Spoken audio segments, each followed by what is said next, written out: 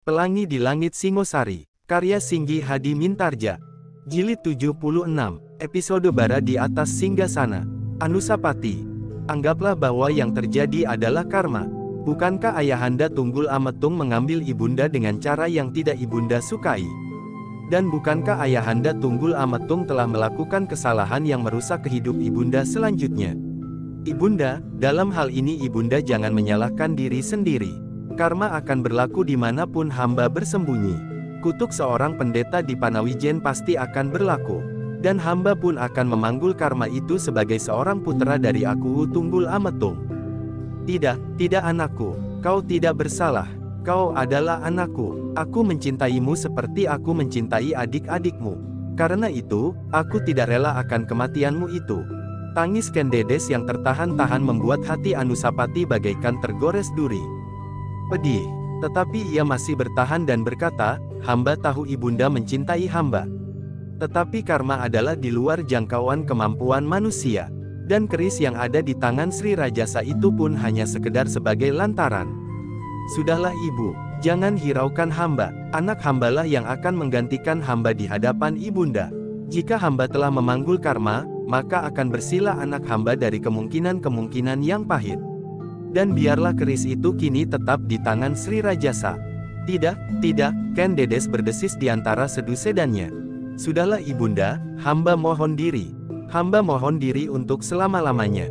Anusapati, tiba-tiba ibundanya bangkit dan memeluknya erat-erat. Katanya, kau jangan membuat hatiku semakin parah Anusapati. Anusapati menarik nafas. Jawabnya, tidak ibunda, hamba akan tersenyum apapun yang akan terjadi. Hamba akan menerimanya dengan ikhlas sehingga kepergian hamba tidak akan membuat hati ibunda terluka. Tidak, kau tidak boleh pergi, suara Ken Dedes lemah, anakku, maafkan ibumu. Aku telah membohongimu. Anusapati mengangkat wajahnya, pelukan ibunya pun terlepas perlahan. Kenapa ibunda membohongi hamba? Apakah ternyata ayah hamba bukan aku Tunggul Ametung? Atau apakah Ayahanda Tunggul Ametung tidak mati terbunuh oleh Ayahanda Sri Rajasa? Bukan itu. Lalu, aku membohongimu. Keris itu tidak ada pada Ayahandamu Sri Rajasa. Keris itu ada padaku. Oh, Anusapati menarik nafas dalam-dalam, jadi keris itu ada pada ibunda. Ken Dedes mengangguk-angguk. Betapapun ia menahan hati, tetapi air matanya meleleh semakin deras. Ya Anusapati, keris itu ada padaku. Anusapati mengangguk-anggukkan kepalanya, tetapi ia bertanya, kenapa ibunda membohongi hamba? Apakah ibunda tidak menganggap penting bahwa keris itu tidak boleh berada di sembarang tangan? Oh, justru karena aku menganggap keris itu akan dapat menentukan kelanjutan sejarah Singasari, maka aku telah menyimpannya baik-baik. Anusapati mengangguk-anggukkan kepalanya. Lalu katanya, ibunda, jika keris itu memang ada pada ibunda, apakah hamba dapat memohon agar keris itu ibunda berikan kepada hamba? Itulah yang aku cemaskan Anusapati, jawab ibundanya, karena itulah, maka aku berbohong kepadamu. Tetapi ternyata kau menjadi berputus asa dan seakan-akan kau membiarkan dirimu sendiri mengalami kematian, tanpa berbuat sesuatu. Bukan ibunda, jika memang keris itu ada pada Ayahanda Sri Rajasa, hamba memang tidak akan dapat berbuat apa-apa. Tetapi ternyata keris itu ada pada ibunda. Karena itu, maka hamba mohon agar keris itu diserahkan kepada hamba. Hamba akan menyimpannya baik-baik. Ken Dedes menggelengkan kepalanya, jangan anakku. Biarlah ibunda menyimpannya. Apakah sebabnya ibunda tidak mengizinkan hamba menyimpan keris itu? Karena justru jiwa hambalah yang kini paling terancam karenanya. Tidak Anusapati, aku akan menyimpannya baik-baik. Aku mengerti bahwa jiwamu terancam karenanya. Dengan demikian aku tidak akan menyerahkan keris itu kepada siapapun juga. Aku akan menyimpannya baik-baik sehingga dengan demikian jiwamu pun akan selamat. Aku adalah ibumu Anusapati, dan aku akan selalu berusaha agar kau tidak terancam oleh bencana yang sama seperti ayahandamu Tunggul Ametung. Mungkin ibunda berniat demikian, jawab Anusapati, tetapi apakah ibunda dapat bertahan jika pada suatu saat Ayahanda Sri Rajasa datang kepada ibunda dan minta agar keris itu diserahkan? Mungkin ibunda berkeberatan, tetapi Sri Rajasa dapat memaksa ibunda dengan cara apapun juga sehingga akhirnya keris itu jatuh ke tangannya. Ken Dedes menggeleng. Katanya, Anusapati, keris ini tidak boleh berpindah tangan. Aku akan mempertahankannya. Tentu Ayahanda Sri Rajasa akan dapat mengambilnya.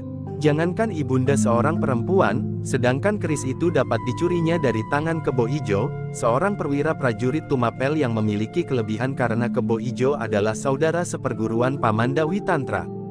Oh, Ken Dedes menundukkan kepalanya. Apakah ibunda pernah mengenal Paman Witantra? Seorang panglima yang tidak ada duanya di Tumapel waktu itu.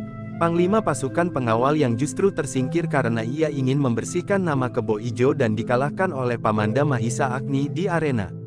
Ternyata semuanya telah terjebak. Semua orang telah berhasil dikelabui oleh seorang yang bernama Ken Arok. Ken Dedes menundukkan kepalanya sambil memegangi keningnya. Kini semuanya terbayang dengan jelas.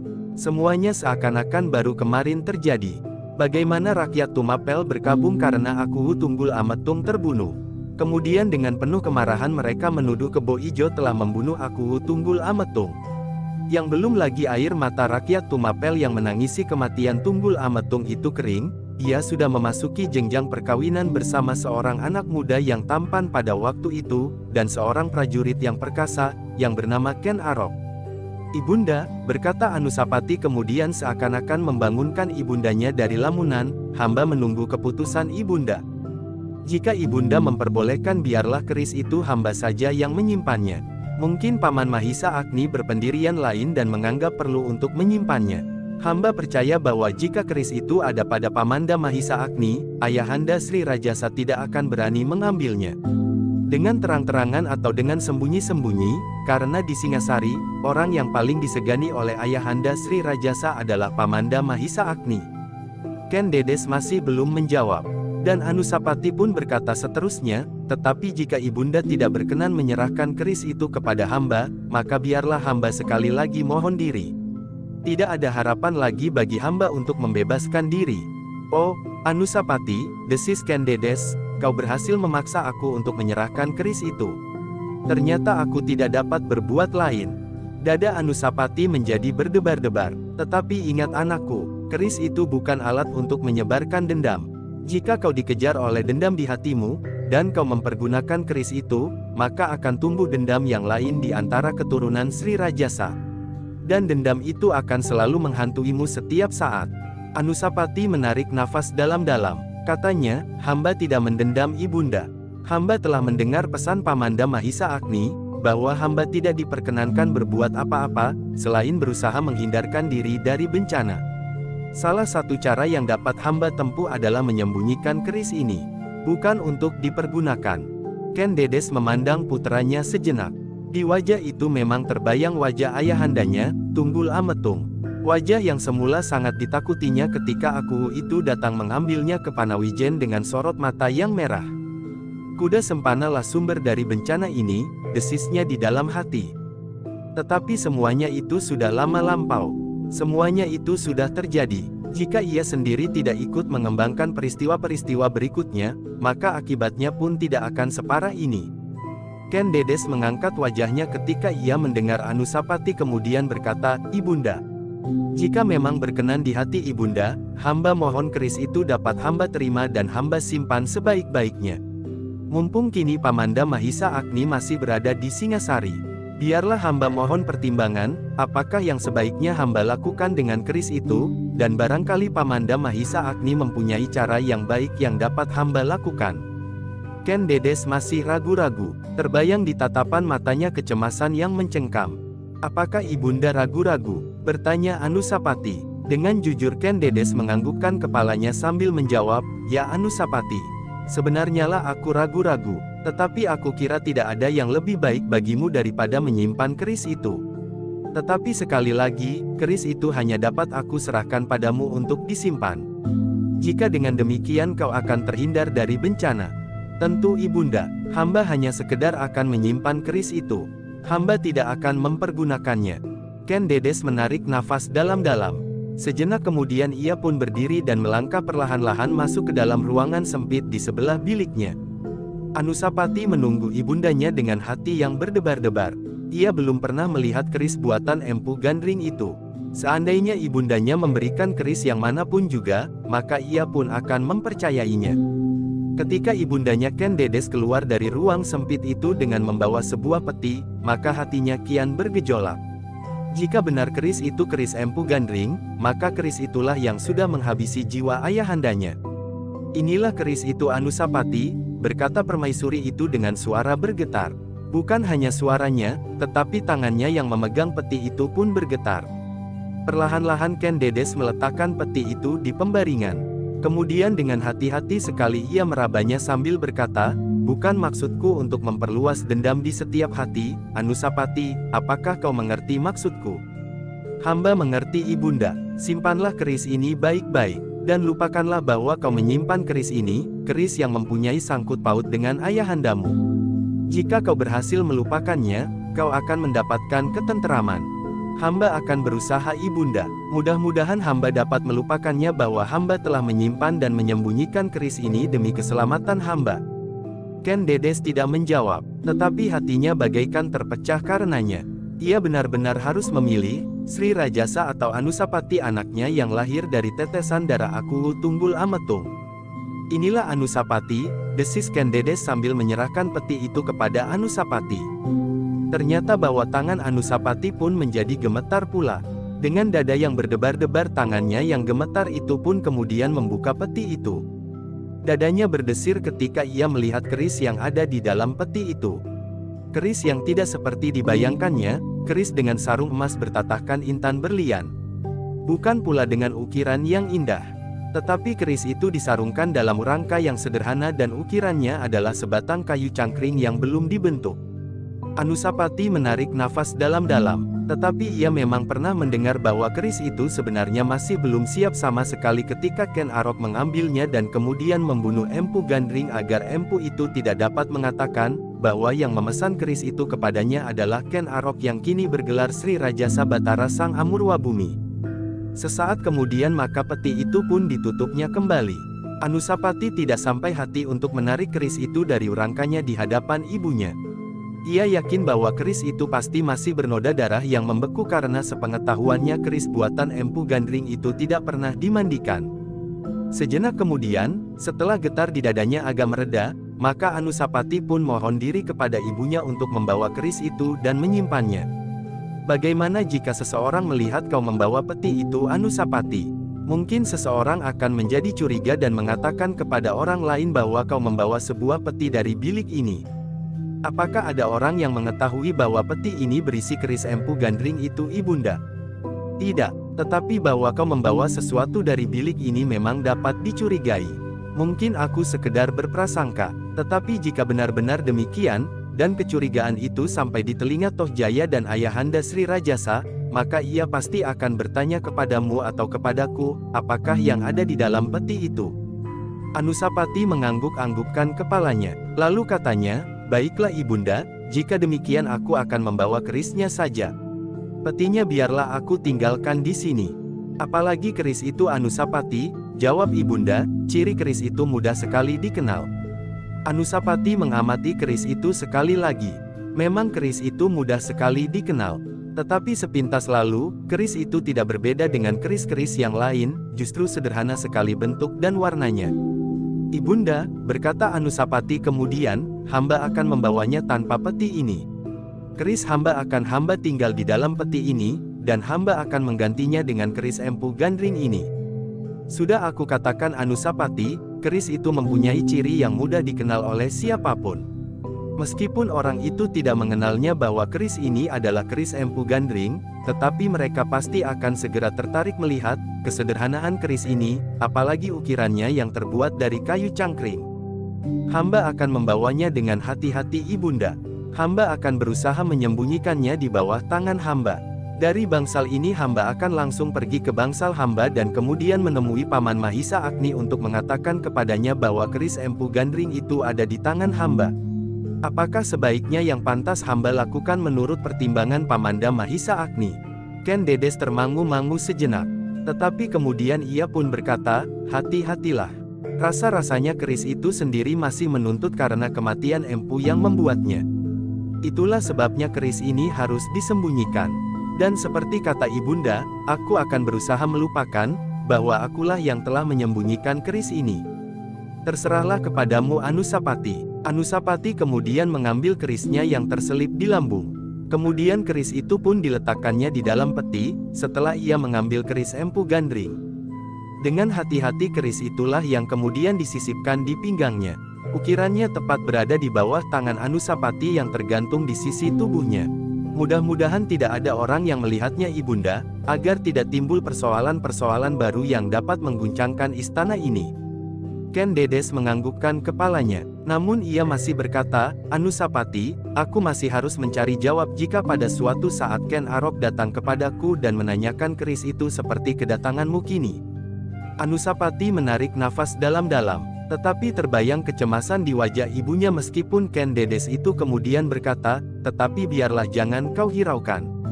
Aku akan berusaha untuk menjawabnya meskipun saat ini aku belum menemukan alasan yang sebaik-baiknya. Anusapati masih termangu-mangu, karena itu ia pun tidak segera berbuat sesuatu. Kenapa kau bimbang? Bertanya ibunya, bagiku ternyata keris itu memang lebih baik ada padamu daripada ada pada Sri Rajasa. Terima kasih ibu, berkata Anusapati kemudian, sekarang hamba mohon diri. Hati-hatilah Anusapati. Anusapati kemudian meninggalkan ibunya sendiri di dalam biliknya. Sejenak ia berdiri di pintu bangsal sambil memandang berkeliling. Ternyata tidak banyak orang yang berkeliaran di halaman. Seorang juru taman dan 2 orang prajurit yang melintas. Anusapati pun kemudian melangkah menuruni tangga. Di sebelah pintu duduk 2 orang emban sambil menunduk dalam-dalam. Dengan hati-hati Anusapati pun melangkah meninggalkan bangsal itu. Tangannya hampir tidak melenggang sama sekali karena ia berusaha untuk menyembunyikan ciri-ciri keris yang aneh itu. Sepeninggal Anusapati, kedua emban yang duduk di sebelah pintu itu pun saling berpandangan. Tetapi mereka masih tetap ragu-ragu untuk mendekati bilik permaisuri. Menurut dugaan mereka, permaisuri yang sedang sakit itu selalu saja marah-marah kepada puteranya laki-laki yang sulung itu. Barulah ketika mereka mendengar permaisuri memanggil, mereka pun datang mendekat dan dengan hati yang berdebar-debar mereka memasuki pintu bilik. Ketika mereka melampaui pintu bilik mereka melihat permaisuri itu berbaring di pembaringannya sambil berselimut kain berwarna kelam menutupi seluruh tubuhnya, kecuali wajahnya. Ambilkan air panas emban, suara Ken Dedes lambat dan parau. Kedua emban itu pun saling berpandangan sejenak. Namun kemudian salah seorang dari mereka berkata, hamba Tuan Puteri. Tetapi apakah hamba harus mengambil air panas untuk minum atau untuk keperluan yang lain? Aku ingin minum air yang panas sekali. Taruhlah sedikit pangkal jahe dan gula kelapa. Oh, hamba Tuan Puteri. Salah seorang dari kedua emban itu pun kemudian dengan tergesa-gesa meninggalkan bilik itu untuk membuat air jahe bagi Tuan Puteri Ken Dedes. Dalam pada itu, Anusapati yang berjalan dengan hati-hati telah sampai di halaman bangsalnya. Langkahnya menjadi semakin cepat, meskipun ia berusaha agar tidak menimbulkan kecurigaan bagi siapapun juga. Demikian Anusapati sampai di bangsalnya, maka ia pun menarik nafas dalam-dalam. Keringatnya terasa terperas dari dalam tubuhnya oleh ketegangan meskipun jarak yang dilewatinya sudah terlampau sering dilaluinya.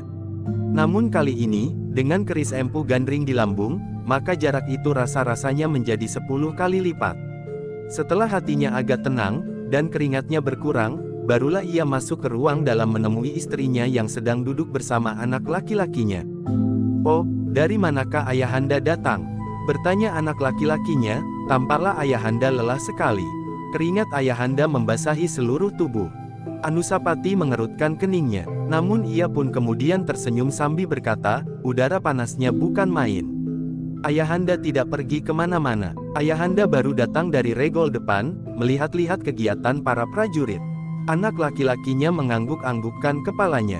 Kemudian ia pun telah asyik lagi dengan permainannya. Tetapi ternyata bahwa istri Anusapati itu tidak secepat anaknya menerima keterangan itu. Dari sorot matanya masih tampak berbagai macam pertanyaan yang tidak terucapkan. Sejenak kemudian maka Anusapati pun segera masuk ke dalam biliknya. Tetapi ia tidak mau membuat istrinya menjadi gelisah. Karena ia tidak bermaksud mengatakan apapun juga tentang keris itu dan tentang dirinya sendiri. Sebelum istrinya menyusul masuk ke dalam bilik itu, maka Anusapati pun segera menyimpan keris Empu Gandring dan meletakkannya di antara beberapa pusakanya yang lain, sebelum ia dapat menyimpannya secara khusus. Aku harus menemui Paman Mahisa Agni lebih dahulu, berkata Anusapati di dalam hatinya, aku harus mendapat petunjuk tentang keris itu. Karena itu, maka ia pun segera minta diri kepada istrinya untuk pergi ke bangsal pamannya. Kakanda akan pergi lagi, bertanya istrinya. Anusapati tersenyum. Ia sadar bahwa istrinya pun melihat kesibukannya yang meningkat pada saat-saat terakhir. Tetapi ia masih belum mengatakan sesuatu. Aku akan menemui Pamanda Mahisa Agni. Mungkin Pamanda akan segera meninggalkan Singasari. Istrinya tidak menyahut, tetapi di matanya membayang kecemasan dan kegelisahan. Anusapati menarik nafas dalam-dalam, tetapi ia mencoba tersenyum dan berkata, jika kau memerlukan aku, perintahkanlah seorang prajurit pengawal memanggil aku di bangsal Pamanda Mahisa Agni. Istrinya menganggukkan kepalanya, tetapi ia tidak berani mendesak lebih jauh lagi meskipun sebenarnya hatinya sudah bergejolak. Sebagai seorang putri dari keturunan Maharaja di Kediri, ia merasa asing di Singasari. Bahkan ia merasa bahwa ia berada dalam lingkungan yang sangat mencemaskan. Apalagi akhir-akhir ini Anusapati tampaknya sedang terlibat dalam suatu kesibukan yang sangat penting. Beberapa keanehan yang dialaminya membuatnya semakin kecut. Bau yang sangat wangi, bunyi yang tidak dikenal dan wajah-wajah yang kadang-kadang memandanginya dengan tajamnya, seakan-akan sengaja menunjukkan kebencian dan dendam yang tertahan di dalam hati. Untunglah bahwa Ken Dedes bersikap sangat baik kepadanya. Dan bahkan permaisuri itu rasa-rasanya bagaikan ibunya sendiri. Setiap kali ia selalu menghiburnya dan menenteramkan kegelisahannya. Adik-adiknya pun sangat baik kepadanya. Adik-adik Anusapati yang lahir dari Ken Dedes.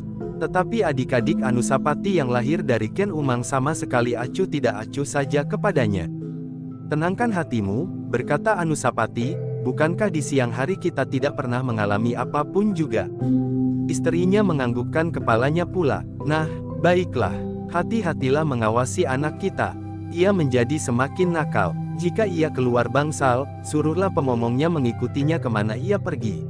Baiklah Kakanda, jawab istrinya, meskipun kata-katanya itu bagaikan meloncat begitu saja dari bibirnya tetapi tidak dari hatinya. Anusapati pun kemudian mengambil kerisnya yang lain dan keluar pula dari biliknya. Dengan susah payah ia menahan perasaannya yang bergejolak, agar orang-orang yang melihatnya tidak menjadi curiga melihat sikapnya. Perlahan-lahan Anusapati melangkah menuruni tangga. Di halaman bangsalnya yang ditanami berbagai macam pohon bunga ia berhenti sejenak.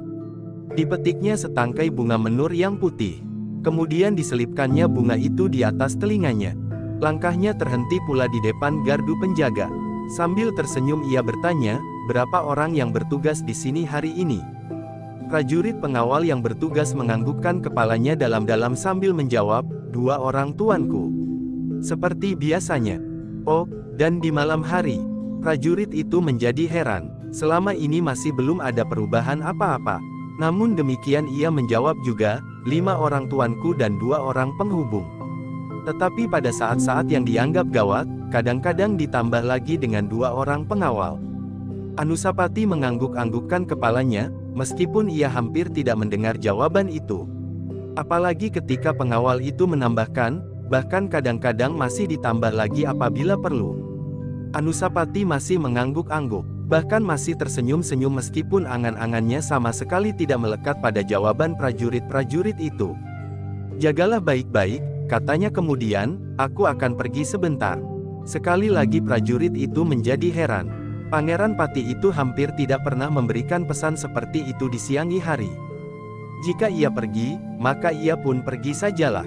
Jika ia datang, ia pun hanya sekedar berpaling dan tersenyum sedikit. Memang kadang-kadang putera mahkota itu menghampiri mereka dan bercakap-cakap.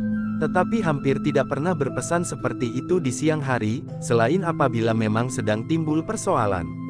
Itu pun di malam hari, seperti pada saat-saat terjadi hal-hal yang aneh di sekitar bangsal ini. Tetapi prajurit itu tidak menjawab.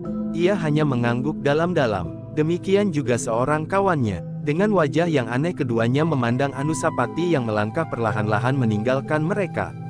Tampaknya Pangeran Pati itu sedang gelisah, berkata seorang prajurit.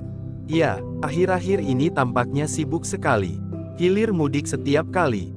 Kawannya mengangguk-anggukkan kepalanya, tetapi ia tidak menjawab lagi. Dalam pada itu, Anusapati berjalan melintasi halaman istana Singasari menuju ke bangsal pamannya Anusapati selama ia berada di Singasari. Betapapun ia tergesa-gesa untuk segera menyampaikan cerita tentang keris yang kini sudah ada di tangannya, namun langkah Pangeran Pati itu tampaknya tenang-tenang saja, dan bahkan seakan-akan tanpa maksud sama sekali. Sementara itu, sepasang mata memandanginya dengan tajamnya dari balik gerumbul perdu agak jauh dari bangsal Mahisa Agni. Ketika ia melihat Anusapati dari kejauhan, ia pun segera berlindung di balik segerumbul pohon bunga soka merah. Tetapi orang itu terkejut ketika tiba-tiba saja seorang juru taman yang membawa sebuah cangkul telah berdiri di sebelahnya sambil menggamitnya. "Gila, kau lagi," ia menggeram. Juru taman itu adalah Sumekar. Katanya sambil tersenyum, "Kau harus berterima kasih kepadaku, karena aku tidak menyebutmu akan membunuhku malam itu." Orang itu memandang Sumekar dengan tajamnya. Betapa dendam memancar dari sorot matanya itu. "Jangan memandang aku begitu," berkata Sumekar, "aku dapat mati kaku di sini." "Persetan, kau memang harus mati." "Tidak, kau sudah gagal membunuh aku. Seharusnya, kau tidak boleh berusaha mengulanginya." "Apa katamu, nanti malam aku akan membunuhmu?" "Benar." "Ya, pasti." Sumekar tidak segera menyahut. Dilontarkannya pandangan matanya ke halaman, dan ternyata Anusapati sudah tidak tampak lagi. Prajurit itu pun kemudian berpaling juga, dan ia pun kehilangan Anusapati pula. "Kau memang gila," bentak prajurit itu, "nanti malam aku akan benar-benar membunuhmu." "Jangan, aku tidak peduli. Jika demikian, sekarang aku akan melaporkan kepada para prajurit pengawal, bahwa kaulah yang akan membunuhku malam itu." "Gila," prajurit itu membelalakkan matanya.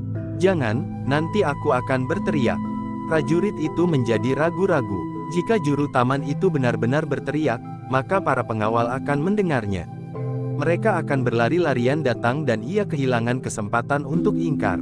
"Apakah aku harus berteriak?" Tiba-tiba prajurit itu tersenyum, "Aku tidak bersungguh-sungguh. Sebenarnya malam itu pun aku tidak ingin membunuhmu. Aku hanya ingin membuatmu jera, agar kau tidak menipuku lagi. Tetapi kau sudah berteriak. Seandainya kau tidak berteriak, aku pun tidak akan benar-benar mencekikmu. Aku bukan pembunuh seperti yang kau sangka." "Benar begitu." "Ya, bukanlah aku seorang prajurit. Prajurit pengawal. Tugasku adalah melindungi setiap orang di dalam istana ini dan tentu bukan untuk membunuhmu." Tatapan Sumekar memancarkan keragu-raguan. "Kau ragu-ragu?" Prajurit itu tertawa pendek, "Tentu kau ragu-ragu. Tetapi tidak apa, pada saatnya kau akan mengetahui bahwa aku berkata sebenarnya. Aku benar-benar tidak akan membunuh.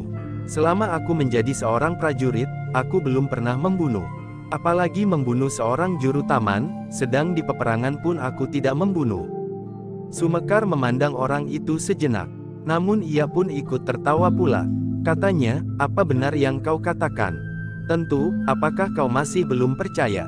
Sumekar mengangguk-anggukkan kepalanya. "Lalu, baiklah, aku percaya. Dan sekarang, apakah yang akan kau lakukan di sini?" "Dan kau?" prajurit itu pun bertanya. Sumekar mengerutkan keningnya. Katanya, "Bukankah aku seorang juru taman yang bertugas di halaman ini? Aku mengurusi semua tanaman bersama beberapa orang kawanku. Tanaman perdu, pohon-pohon bunga, sampai pohon sawo kecik dan pohon beringin. Itu semua adalah tugas kami." Prajurit itu mengangguk-angguk. "Nah, aku minta diri. Aku akan bekerja lagi." Prajurit itu tersenyum meskipun di dalam hati ia mengumpat-umpat. Ia tidak melihat kemana Anusapati menghilang. Tetapi ia hampir pasti, bahwa Anusapati masuk ke dalam bangsal Mahisa Agni. Sejenak kemudian Sumekar pun meninggalkan prajurit itu seorang diri. Namun langkahnya tertegun ketika Sumekar mendengar prajurit itu berkata, "Hei, nanti malam aku pergi ke pondokmu. Aku akan membawa makanan yang paling enak buatmu." "Benar?" bertanya Sumekar. "Ya, apakah kau tinggal di belakang di antara para kamba istana ini?" "Ya, aku tinggal di gubuk paling ujung." Prajurit itu mengangguk-anggukkan kepalanya. "Tunggulah, aku pasti datang." "Kau sangat baik. Aku minta maaf bahwa aku pernah berprasangka buruk terhadapmu. Aku nanti malam bertugas. Tetapi lewat tengah malam, aku sudah beristirahat. Aku akan datang saat itu." "Lewat tengah malam?" bertanya Sumekar. "Kenapa lewat tengah malam?" Tetangga-tetangga kadang-kadang marah jika mereka terganggu di malam hari. Mereka bekerja sehari penuh, sehingga di malam hari mereka ingin beristirahat. Apakah kau sangka aku akan berteriak-teriak? Sumekar menarik nafas dalam-dalam. Lalu jawabnya, baiklah jika demikian. Aku akan menunggu. Baiklah, pergilah ke pekerjaanmu. Sepeninggal Sumekar, prajurit itu menggeram. Katanya kepada diri sendiri, nanti malam aku harus dapat membunuhnya dengan cara apapun. Tanpa mengeluarkan tenaga aku akan dapat membunuhnya. Tetapi ia tidak boleh mendapat kesempatan untuk berteriak. Ia harus terdiam pada serangan yang pertama. Sambil menggeretakkan giginya prajurit itu pun kemudian berlalu. Ia tidak mendapatkan bahan apapun juga tentang Anusapati. Juru taman itu telah mengganggunya lagi. Namun ia sama sekali tidak menyangka bahwa apabila benar-benar ia berusaha untuk membunuh juru taman itu, maka pada suatu ketika juru taman itu akan kehilangan kesabarannya dan bahkan juru taman itu akan dapat membunuhnya tanpa mengadakan perlawanan apapun. Dalam pada itu, Anusapati pun telah sampai ke bangsal pamannya. Dengan ragu-ragu Anusapati menceritakan apa yang sudah terjadi. Keris itu sekarang sudah aku simpan baik-baik paman. Mahisa Agni pun mengangguk-anggukkan kepalanya. Katanya, dengan demikian, kau sudah mengurangi kemungkinan pahit yang dapat terjadi atasmu Anusapati. Keris Empu Gandring adalah keris yang sangat tajam. Bukan saja tajam ujungnya, tetapi juga tuahnya. Setiap goresan betapapun kecilnya, akan berarti maut. Ya paman, jawab Anusapati. Lalu, tetapi yang sekarang menjadi pikiranku, apakah yang dapat dikatakan oleh Ibunda Permaisuri apabila ayahanda bertanya kepadanya tentang keris itu? Mahisa Agni menarik nafas dalam-dalam. Mungkin ayahanda Sri Rajasa dapat menjadi sangat marah dan menimpakan kesalahannya kepada Ibunda. Mahisa Agni merenung sejenak, namun kemudian katanya, aku kira ia tidak akan berani berbuat begitu terhadap ibundamu Anusapati. Selain Sri Rajasa harus mengingat asal-usul kekuasaannya yang besar itu sekarang, juga karena ibundamu mempunyai seorang anak laki-laki yang digelari oleh rakyat Singasari sebagai Kesatria Putih. Di samping Kesatria Putih, ibundamu adalah adikku, yang ikut serta dalam perjuangan mempersatukan tanah Singasari. Setiap prajurit Singasari mengetahuinya dan setiap prajurit Singasari mengakuinya. Anusapati mengangguk-anggukkan kepalanya, tetapi ia pun kemudian bertanya, jadi apakah tidak mungkin ayahanda mengambil suatu tindakan mendahului peristiwa-peristiwa yang dapat terjadi menurut perhitungannya? Maksudmu, Sri Rajasa mengambil tindakan terhadap ibundamu dan lebih daripada itu, berusaha untuk mendapatkan keris itu kembali. Demikianlah paman. Memang mungkin Anusapati, berkata Mahisa Agni, namun jika demikian, maka persoalannya akan menjadi terbuka. Setiap prajurit di halaman istana ini harus memilih. Dan Sri Rajasa tidak akan berani menghadapi akibat itu pada saat ini. Anusapati mengerutkan keningnya, namun ia masih tetap dibayangi oleh kegelisahan tentang ibunya. Paman, jika ayahanda Sri Rajasa tidak dapat mengendalikan kemarahannya, maka yang pertama-tama akan mengalami akibatnya adalah ibunda. Apakah aku dapat berdiam diri jika ayahanda Sri Rajasa berbuat sesuatu atas ibunda Ken Dedes meskipun ibunda seorang permaisuri, yang di dalam persoalan keris itu pasti akan mempunyai pertimbangan tersendiri. Mahisa Agni menganggukkan kepalanya. Katanya, tentu kita tidak dapat membiarkan ibundamu menjadi sasaran kemarahan Sri Rajasa. Tetapi bukankah itu baru merupakan dugaan? Meskipun demikian Anusapati, aku akan pergi ke bangsal permaisuri. Aku akan pura-pura menengoknya dan menungguinya. Jika pada saat itu Sri Rajasa datang, aku akan dapat membantu ibundamu di dalam persoalan keris yang kau bawa itu. Mahisa Agni berhenti sejenak. Lalu, tetapi bukankah keris itu sudah bertahun-tahun ada di tangan ibundamu dan Sri Rajasa tidak pernah bertanya sesuatu tentang keris itu? Tentu tidak dengan tiba-tiba saja ia datang hari ini dan mempersoalkannya. Kecuali jika ada seseorang yang melihat keris itu di tanganmu. Aku kira tidak ada seorang pun yang melihatnya paman. Jika demikian tentu tidak ada pula yang menyampaikannya kepada Sri Rajasa, dan ia pun tidak akan berbuat apa-apa hari ini. Mudah-mudahan, tetapi aku berharap agar paman dapat menengok ibunda barang sejenak. Mungkin ada orang yang melihatnya di luar pengetahuanku. Aku akan segera kembali ke bangsal. Jika ayahanda langsung mencari keris itu ke bangsal, maka istriku akan mati ketakutan. Dan jika kau ada di bangsalmu, tentu aku akan mempertahankan keris itu. Jika ayahanda memaksa apa boleh buat. Seperti kata Paman Mahisa Agni, persoalannya akan menjadi persoalan terbuka. Dan aku akan kehilangan baktiku kepada ayahanda Sri Rajasa. Aku berharap bahwa orang-orang Singasari akan mengetahui bahwa aku berbuat dengan wajar. Bukan berbuat sebagai seorang anak yang durhaka. Mahisa Agni menarik nafas dalam-dalam. Itulah tekad yang sebenarnya yang tersimpan di dada Anusapati. Tetapi Mahisa Agni masih berharap bahwa hal itu tidak akan segera terjadi. Meskipun demikian, Anusapati memang harus berhati-hati menanggapi keadaan yang berkembang dengan pesatnya. Namun dalam pada itu, tiba-tiba saja Mahisa Agni ingin melihat keris itu. Apakah benar keris yang diberikan kepada Anusapati itu keris Empu Gandring? Mungkin ibunya hanya sekedar menenangkan hatinya, sementara keris itu masih tetap disimpannya sendiri. Karena itu, maka Mahisa Agni pun kemudian berkata, "Anusapati, apakah aku dapat melihat keris itu?" "Tentu Paman. Apabila Paman berkenan melihat keris itu, aku persilahkan setiap saat Paman datang ke bangsalku." "Aku akan datang sore nanti Anusapati. Setelah aku menengok ibundamu, maka aku akan singgah di bangsalmu." "Silahkan Paman, aku akan menerima Paman dengan senang hati, bahkan aku ingin mendapat keterangan dari Paman Mahisa Agni, apakah benar keris itu keris Empu Gandring yang telah mengambil nyawa ayahanda aku Tunggul Ametung." Dada Mahisa Agni berdesir, ternyata Anusapati pun mempunyai keraguan-raguan meskipun tidak terlampau besar. Demikianlah maka Anusapati pun kemudian minta diri. Sementara Mahisa Agni pun kemudian berkemas untuk pergi menghadap Permaisuri. Dengan dada yang berdebar-debar Mahisa Agni memasuki bilik Ken Dedes. Dilihatnya adik angkatnya itu terbaring di pembaringan berselimut kain panjang yang berwarna kelam.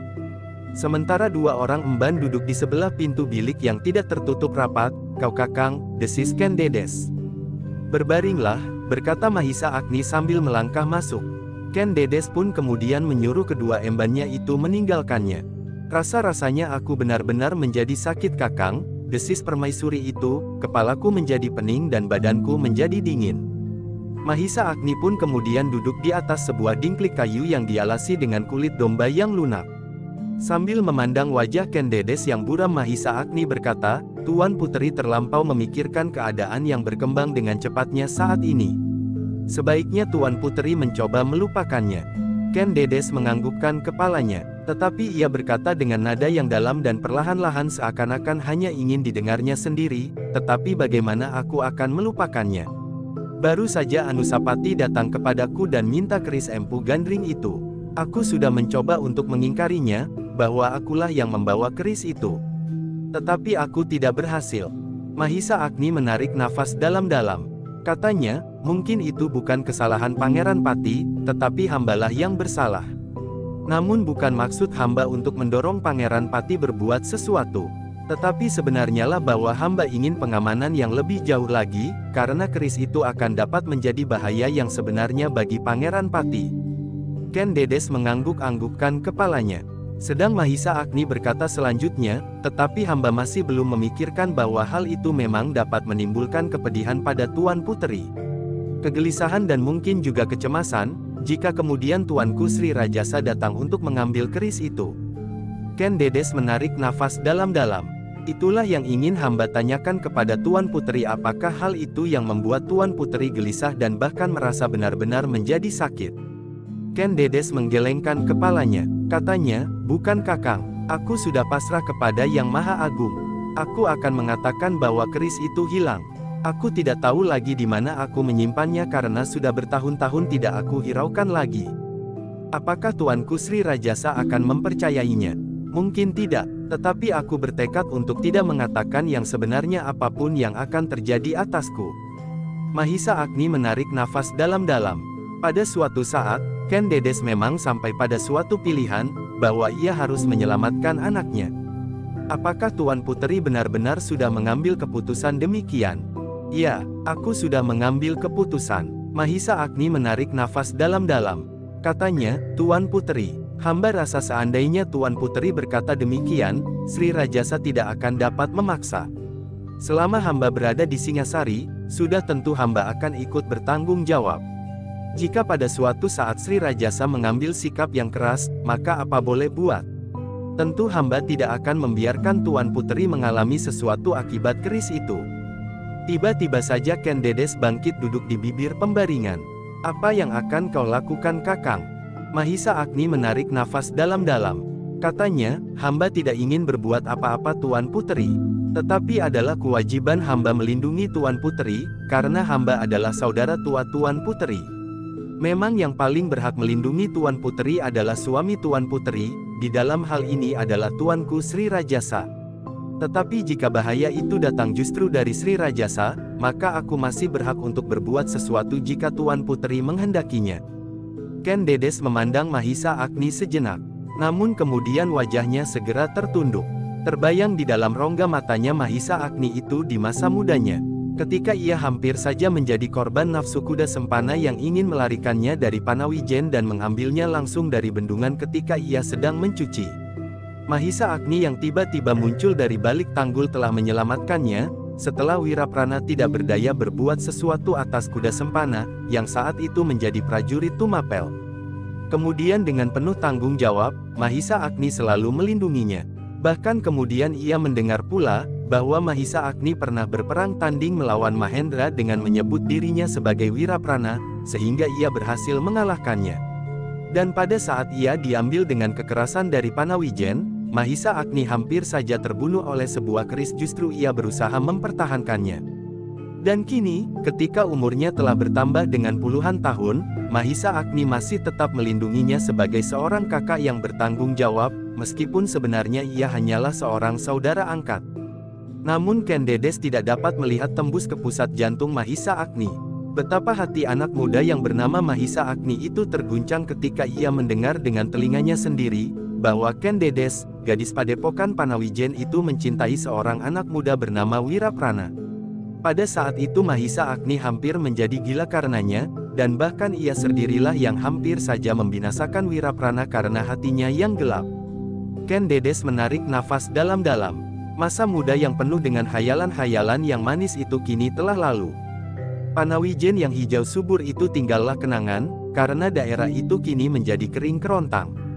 Panawijen telah menjadi kering karena kutuk ayahnya yang tidak dapat menahan luapan kemarahan dan memecahkan bendungan yang sanggup mengairi tanah persawahan.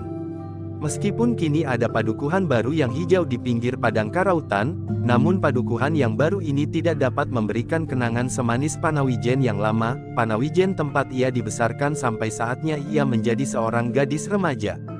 Dalam pada itu selagi Ken Dedes tenggelam di dalam dunia kenangan, Mahisa Agni pun duduk sambil menundukkan kepalanya pula. Dalam keheningan itu pun ia telah dibayangi oleh berbagai persoalan. Tetapi berbeda dengan Ken Dedes yang mengenangkan masa lalunya, Mahisa Agni sedang mereka-reka apakah yang dapat dilakukan seandainya Sri Rajasa tiba-tiba saja mengambil sikap yang keras dan terbuka. Mungkin Sri Rajasa telah mempersiapkan diri, berkata Mahisa Agni di dalam hatinya, lewat beberapa orang senapati yang dapat dipengaruhinya untuk menyingkirkan Anusapati, ia sudah menyiapkan sepasukan prajurit untuk bertindak dengan cepat di dalam istana ini. Jika persoalannya telah dapat dikuasainya di dalam istana, maka ia akan dapat menyebarkan keterangan sekehendak hatinya, dan memberikan kepercayaan kepada prajurit yang tersebar di seluruh Singasari. Bahkan para panglima yang ada di pusat pemerintahan ini pun akan dapat kelabuhinya. Sri Rajasa dapat saja menuduh Anusapati melawan kehendaknya dan tidak lagi tunduk kepadanya. Dan ia masih dapat membuat alasan-alasan yang bagaimanapun juga. Namun dalam pada itu, selagi Ken Dedes mengenangkan masa-masa remajanya yang indah, dan yang menjadi semakin indah di dalam bayangan masa lampau, dan selagi Mahisa Agni sibuk dengan perhitungan yang mendebarkan, Sri Rajasa sendiri sedang duduk merenung. Semua orang yang mendekatinya diusirnya, seakan-akan ia ingin duduk dalam kesepian. Dalam dunianya yang terasing.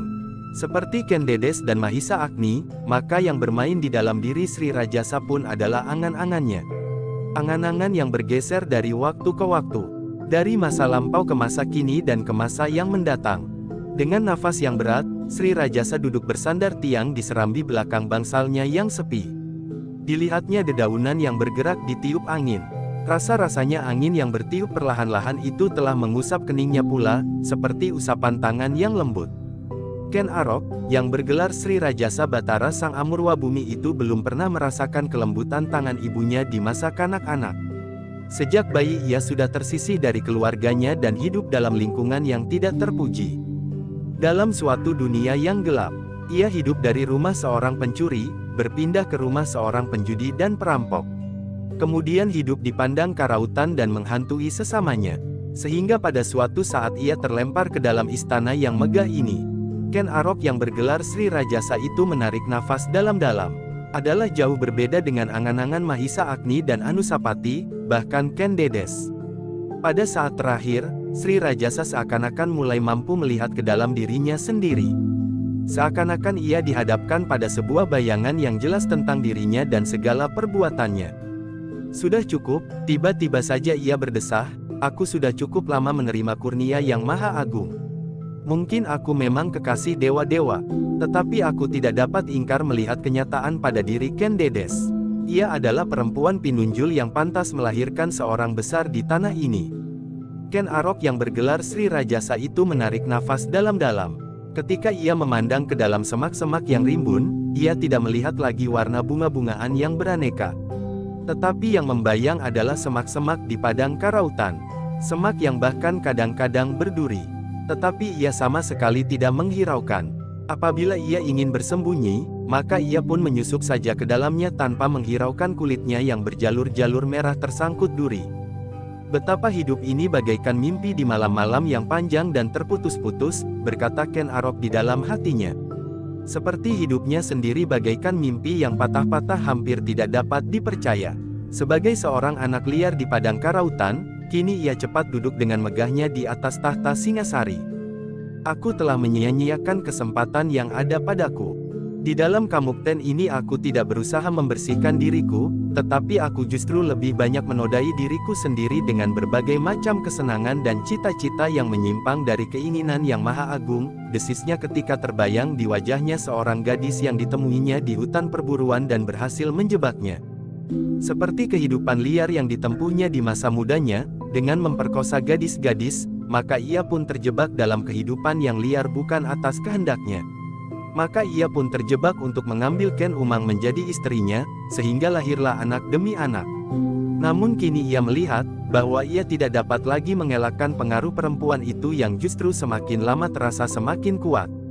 Ken Arok bergeser setapak, angan-angannya menjadi semakin tajam menyoroti dirinya sendiri. Dan ia pun melihat dirinya sendiri kini telah berdiri di tengah-tengah arus sungai yang deras. Berhenti atau terus, ia sudah terlanjur basah. Jika aku harus berjalan terus, aku tidak lagi berbuat karena suatu keyakinan, ia berkata kepada diri sendiri, yang aku lakukan hanyalah karena semuanya sudah terlanjur. Dan di dalam saat yang paling sulit, tentu aku tidak akan dapat melepaskan Toh Jaya yang tamak itu. Namun Ken Arok tidak juga dapat menyalahkan Toh Jaya. Ia telah ikut membentuk Toh Jaya menjadi seorang pemimpin. Seorang yang bercita-cita terlampau tinggi tanpa mengingat alas yang diinjaknya. Jika perlu, ia akan berdiri di atas alas mayat Anusapati dan siapapun juga untuk mencapai singgasana Singasari. Bayangan angan itulah agaknya yang selalu menghantui Ken Arok.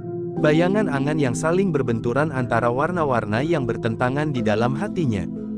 Namun dalam pada itu, selagi Ken Arok itu merenung, terdengar desir perlahan-lahan mendekatinya. Ketika ia berpaling dilihatnya di kejauhan, Toh Jaya berdiri termangu-mangu. Agaknya ia sudah mendengar dari para prajurit yang bertugas, bahwa Sri Rajasa sedang tidak mau dikunjungi oleh siapapun. Tetapi agaknya Toh Jaya masih ingin juga mencobanya. Ken Arok menarik nafas dalam-dalam. Justru pergolakan di dalam hatinya itulah yang telah mendorongnya untuk memanggil Toh Jaya menghadap, karena ia tidak mau dengan tiba-tiba saja bersikap lain. Dengan dada yang berdebar-debar Toh Jaya mendekati Ken Arok. Beberapa langkah daripadanya ia berhenti termangu-mangu. Baru ketika Ken Arok mengangguk, ia maju lagi beberapa langkah. "Kenapa kau ragu-ragu?" bertanya Ken Arok. "Ampun Ayahanda," sahut Toh Jaya, "para prajurit mengatakan bahwa Ayahanda sedang ingin duduk sendiri." "Ya, aku tidak ingin diganggu oleh masalah-masalah yang membuat kepalaku bertambah pening. Aku ingin beristirahat barang sejenak, karena badanku pun terasa kurang enak." "Ampun Ayahanda, hamba tidak ingin membicarakan sesuatu. Hamba hanya ingin datang menghadap." Sri Rajasa mengangguk-angguk. Baiklah, jika demikian, duduklah sebaik-baiknya. Aku agak segan berbicara tentang persoalan-persoalan yang dapat memberati pikiranku hari ini. Tohjaya mengerutkan keningnya, namun ia pun berkata, ampun ayahanda. Hamba memang tidak ingin mempersoalkan sesuatu. Tetapi hamba hanya ingin sekedar bertanya. Apakah sakit Ibunda Permaisuri masih cukup parah ayahanda? Oh, Ken Arok merenung sejenak. Lalu, aku tidak tahu. Mudah-mudahan sakitnya sudah sembuh sama sekali. Sebenarnya Ibunda Ken Umang ingin menghadap Ibunda Permaisuri untuk sekedar menengoknya. Tetapi Ibunda Ken Umang agak merasa takut kalau Ibunda Permaisuri tidak menerimanya. Kenapa tidak menerima? Mungkin karena Ibunda Permaisuri ingin beristirahat, tetapi mungkin juga karena Ibunda tidak ingin bertemu dan berbicara di dalam keadaan itu dengan Ibunda Ken Umang. Aku tidak tahu, sahut Sri Rajasa. Itulah sebabnya maka Ibunda mohon pertimbangan ayahanda. Sri Rajasa tidak segera menjawab. Sebenarnya ia tidak senang mendengar pertanyaan itu. Ia sedang menenteramkan hatinya dan menerawang hidupnya sendiri. Namun demikian ia tidak sampai hati untuk menolak pertanyaan itu. Karena itu, maka Sri Rajasa kemudian menjawab, meskipun seakan-akan asal saja terlontar dari mulutnya, jangan pergi sekarang. Tohjaya mengerutkan keningnya, tetapi menilik sikap Sri Rajasa, Tohjaya pun sadar, bahwa ayahandanya itu sedang dirisaukan oleh sesuatu yang tidak dimengertinya. Mungkin Kakanda Anusapati, berkata Tohjaya di dalam hatinya. Baginya setiap persoalan yang tidak menyenangkan bagi ayahandanya, adalah persoalan yang ditumbuhkan oleh Anusapati. Namun jawaban itu sebenarnya bagi Sri Rajasa adalah jawaban yang dapat diucapkannya waktu itu. Dengan demikian maka Tohjaya pasti tidak akan bertanya apapun lagi. Tetapi ternyata bahwa Tohjaya masih tetap tidak beranjak. Bahkan sejengkal ia bergerak maju sambil bertanya, ayahanda. Tampaknya ayahanda sedang memikirkan sesuatu. Jika berkenan di hati ayahanda, apakah hamba dapat mengetahuinya dan apakah hamba dapat ikut membantu memecahkannya? Sri Rajasa mengerutkan keningnya, tetapi ia pun kemudian mencoba tersenyum dan menjawab, tidak Tohjaya. Tidak ada apa-apa yang sedang aku pikirkan. Aku hanya ingin beristirahat karena aku terlampau lelah. Tohjaya mengangguk-anggukkan kepalanya, namun di hatinya ia masih saja diganggu oleh sikap dan kerut-merut di wajah ayahandanya. Tohjaya, berkata Sri Rajasa, tinggalkan aku seorang diri. Sebentar lagi aku akan beristirahat di pembaringan. Rasa-rasanya badanku terlampau letih beberapa hari ini. Tohjaya memandang ayahanda dengan heran. Biasanya ayahnya tidak pernah tampak begitu letih dan lesu.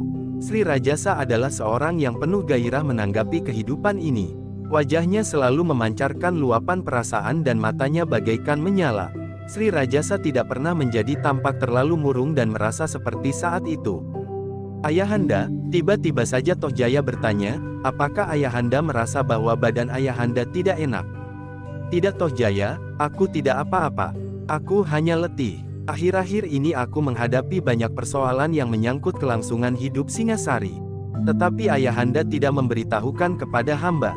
Jika hamba mengetahuinya, maka biarlah hamba ikut memikirkannya. Selama ini ayahanda selalu mempersoalkan keadaan Singasari dengan hamba. Dan ayahanda menganggap bahwa pikiran hamba baik juga dipertimbangkan oleh ayahanda. Ya, aku memang memerlukan bantuan pikiranmu. Aku pun akan mendengarkan pendapatmu. Tetapi tidak sekarang. Aku ingin beristirahat. Aku ingin tidur senyenyak-nyenyaknya. Tohjaya menjadi semakin heran. Tetapi ia tidak mau menimbulkan kegelisahan yang semakin mengganggu ayahandanya, sehingga karena itu ia tidak mendesaknya lagi. Bahkan ia mencoba untuk mengalihkan pembicaraan. Katanya, ayahanda, mungkin ayahanda memang terlampau lelah. Sudah lama ayahanda tidak pergi berburu. Ken Arok yang bergelar Sri Rajasa itu tidak menyahut. Apakah ayahanda tidak ingin berburu? Dengan demikian ayahanda dapat melupakan kelelahan yang agaknya mulai mengganggu. Sri Rajasa menarik nafas dalam-dalam. Jika ayahanda berkenan, hamba akan ikut serta berburu untuk mendapatkan kesegaran baru. Sri Rajasa memandang Tohjaya sejenak. Lalu katanya, dalam keadaan serupa ini, aku tidak dapat meninggalkan istana. Bukankah ada para panglima yang dapat ayahanda serahi pemerintahan? Sri Rajasa menggelengkan kepalanya, namun tanpa disangkanya Tohjaya berkata, oh, Apakah Ayahanda berpikir tentang Pamanda Mahisa Agni yang kini sedang berada di istana ini? Ayahanda dapat mengusirnya. Biarlah ia segera pergi dan kembali ke Kediri. Sri Rajasa tidak segera menjawab. Dan karena itu Tohjaya berkaca terus, Ayahanda, kehadiran Pamanda Mahisa Agni memang memberikan pengaruh yang buruk di istana ini. Kakanda Anusapati selalu saja hilir mudik dari bangsalnya sendiri ke bangsal Ibunda Permaisuri, kemudian ke bangsal Pamanda Mahisa Agni. Bukan hanya sekali dua kali sehari, tetapi berulang kali. Kemudian Pamanda Mahisa Agni pergi mengunjunginya dan kemudian pergi ke bangsal Ibunda Permaisuri. Ken Dedes sedang sakit Tohjaya. Adalah wajar sekali jika pamanmu Mahisa Agni menungguinya. Ia adalah saudara tua ibundamu Permaisuri. Kegelisahan Anusapati pun dapat dimengerti. Bukankah ibunya sedang sakit? Mungkin ia memang diminta oleh ibundanya untuk menghubungi pamannya. Tidak hanya sekali, mungkin sekali dua kali sehari. Tetapi tentu bukan karena sakit Ibunda Permaisuri saja Ayahanda. Jangan berprasangka terlalu jauh Tohjaya. Tetapi sikap Kakanda Anusapati sudah menjadi semakin memuakkan. Bukankah kita sudah berkeputusan untuk mengusirnya dari kedudukannya dan dari istana ini? Ayahanda, jika Ayahanda tidak cepat bertindak di dalam keadaan ini, maka ia akan sempat memperbaiki kedudukannya. Dada Sri Rajasa berdesir. Ia memang pernah mengatakan bahwa sebenarnya Anusapati tidak diperlukannya lagi. Tetapi ketika ia mendengarnya hal itu sekali lagi, rasa-rasanya sesuatu bergetar di hatinya. Sekilas terbayang cahaya yang silau pada diri Ken Dedes. Dan Ken Arok pernah mendengar bahwa cahaya yang demikian adalah pertanda bahwa orang itu akan meneteskan keturunan agung. Tohjaya memandang wajah ayahnya yang berubah-ubah itu. Kadang-kadang tegang, namun kadang-kadang seolah-olah Sri Rajasa sudah pasrah pada keadaan yang terjadi. Bahkan sekali-sekali ia memejamkan matanya dan melihat di dalam kekelaman, dunia yang tidak dapat dimengertinya membentang di hadapannya. Ayahanda, Tohjaya menjadi cemas. Aku memang lelah sekali Tohjaya, jawab Sri Rajasa, aku ingin beristirahat sejenak. Apakah keperluanmu sudah selesai? Hamba tidak mempunyai keperluan yang khusus Ayahanda.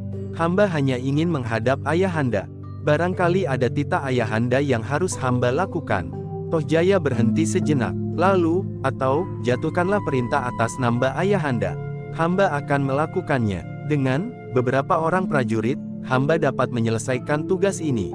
Maksudmu membunuh Anusapati? Dada Tohjaya berdesir, tetapi ia mengangguk sambil menyahut, hamba Ayahanda.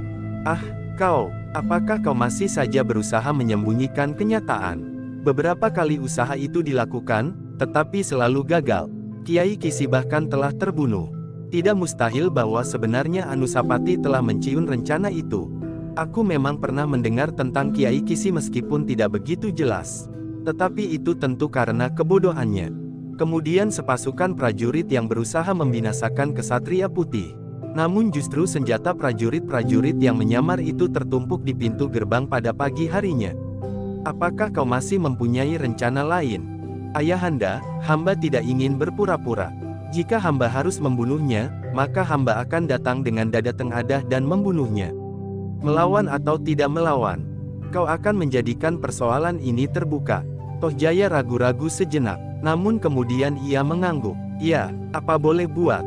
Kau memang bodoh sekali Tohjaya. Tohjaya terkejut mendengar kata-kata yang keras itu. Hampir tidak pernah Sri Rajasa mengatakan demikian tentang dirinya. Karena itu untuk beberapa saat lamanya ia tidak dapat berkata apapun juga. Tohjaya, berkata Sri Rajasa, saat ini Mahisa Agni berada di Singasari. Ia dapat berbuat banyak apabila kita terlibat dalam benturan terbuka.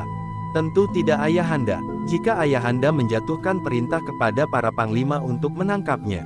Betapapun kuatnya Pamanda Mahisa Agni, namun para panglima adalah bukan orang kebanyakan pula. Tohjaya, tiba-tiba suara Sri Rajasa merendah, tinggalkan aku seorang diri. Aku lelah sekali. Aku sedang segan sekali memikirkan apapun juga, termasuk Anusapati dan Mahisa Agni. Bahkan tentang Singasari sekalipun. Tohjaya menjadi semakin termangu-mangu. Ia tidak dapat mengerti sikap ayahandanya yang belum pernah dijumpainya itu.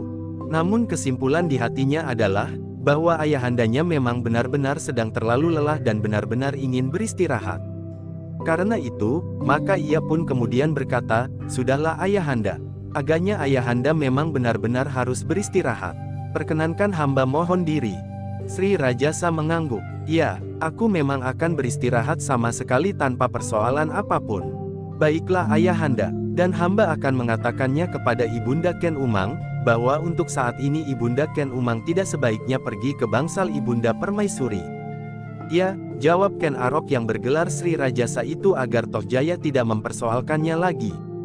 Toh Jaya pun segera minta diri. Di halaman bangsal Sri Rajasa ia berhenti sejenak. Dilihatnya seorang prajurit berdiri termangu-mangu di kejauhan. "Hei," katanya kepada pengawalnya, "apakah prajurit itu ingin menghadap aku?" "Hamba akan bertanya kepadanya tuanku," jawab prajurit itu. Sejenak kemudian seorang pengawal Toh Jaya mendekati prajurit yang termangu-mangu itu. Ketika ia bertanya kepadanya, maka prajurit itu menjawab, "Aku akan menyampaikan sesuatu kepada tuanku Toh Jaya." "Marilah, tuanku Toh Jaya melihat kau termangu-mangu. Karena itu aku diperintahkannya bertanya kepadamu." Prajurit yang termangu-mangu itu pun kemudian dibawa menghadap. Dengan dahi yang berkerut-merut Toh Jaya bertanya, "Apa yang akan kau katakan?" "Ampun tuanku," berkata prajurit itu dengan ragu-ragu. "Jangan ragu-ragu, katakan yang ingin kau katakan.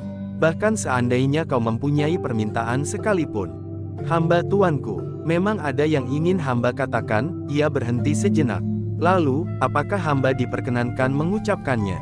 "Katakan, mungkin tentang kuda atau tentang senjata atau kau prajurit yang sering ikut bersamaku berburu." "Ya tuanku, hamba kadang-kadang mengawal tuanku di dalam dan di luar istana." "Aku tahu, hamba, tuanku, sebenarnya lah hamba ingin mengatakan sesuatu tentang putera mahkota." "Hei," Toh Jaya terbelalak, "tentang kakanda tuanku itu, kesibukannya luar biasa setelah Pamanda Mahisa Agni ada di halaman istana." Toh Jaya tidak menyahut, dibiarkannya orang itu berbicara terus. Katanya, "Apakah tuanku tidak menaruh perhatian terhadap kesibukan kakanda tuanku itu?" Toh Jaya mengangguk dan berkata, "Tentu, tentu. Nah, hamba menyaksikan sendiri, tuanku Pangeran Pati itu selalu mondar-mandir dari bangsal Tuan Puteri Ken Dedes ke bangsal Pamanda tuanku Mahisa Agni." "Aku sudah tahu, tetapi apa yang akan kau katakan selanjutnya?" "Oh," orang itu menjadi kecewa, "jadi tuanku sudah mengetahuinya." "Aku sudah tahu, sekarang katakan yang ingin kau katakan tentang Kakanda Anusapati," geram Toh Jaya. "Itulah yang akan hamba katakan tuanku. Hanya itu." "Hamba tuanku." Wajah Toh Jaya menegang sesaat, namun kemudian sambil mendorong orang itu dengan kakinya sehingga orang itu terjatuh berguling di tanah. "Pergi kau penjilat bodoh," bentak Toh Jaya yang hatinya memang sedang gelap, "aku tidak perlu keteranganmu itu." Orang itu dengan takutnya bangkit dan duduk di tanah. Tetapi ia sama sekali tidak berani memandang lagi wajah Toh Jaya yang sedang marah. Toh Jaya pun kemudian tidak menghiraukannya lagi. Dengan tergesa-gesa ia pun pergi meninggalkan prajurit yang duduk dengan kepala tunduk itu diiringi oleh para pengawalnya. Ketika Toh Jaya sudah tidak tampak lagi, maka orang itu pun segera berdiri sambil mengumpat perlahan-lahan. Tetapi ia tidak berani menunjukkan kemarahannya itu kepada orang lain. Sekali ia berpaling memandang para prajurit yang bertugas di bangsal Sri Rajasa. Ketika ia melihat prajurit-prajurit itu tersenyum, sekali lagi ia mengumpat. Dengan tergesa-gesa ia pun kemudian meninggalkan halaman bangsal itu. Mulutnya tidak hentinya mengumpat, meskipun tidak ada seorang pun yang mendengarnya. Prajurit itu tertegun ketika ia mendengar suara seseorang yang tertawa di balik gerumbul. Ketika ia berpaling dilihatnya seorang juru taman yang berjongkok sambil menyiangi sebatang pohon. Namun prajurit itu tahu pasti bahwa orang itulah yang sedang tertawa. "Kenapa kau tertawa, hei?" prajurit itu membentak. Juru taman itu berpaling sambil menjawab, "Aku tidak bermaksud tertawa. Tetapi aku tidak dapat menahannya." "Gila, aku bunuh kau." Orang itu membelalakkan matanya, "Kau juru taman yang gila itu. Seharusnya kau benar-benar sudah mati." Wajah juru taman itu menjadi pucat. "Jangan menyesal, aku memang akan membunuhmu."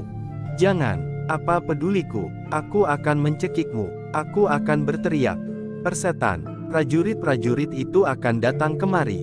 Dan aku akan bercerita bahwa pada malam hari itu, kau pulalah yang akan membunuhku." Sekarang kau berusaha memfitnah Pangeran Pati dengan mengatakan cerita-cerita bohong kepada Tuanku Tohjaya. Kau dapat dituduh mengadu domba. Gila, gila kau. Nah, aku akan berteriak sekarang. Matamu menjadi liar, kau benar-benar akan membunuhku. Mata prajurit itu memang menjadi liar. Dipandanginya prajurit-prajurit yang bertugas di depan bangsal.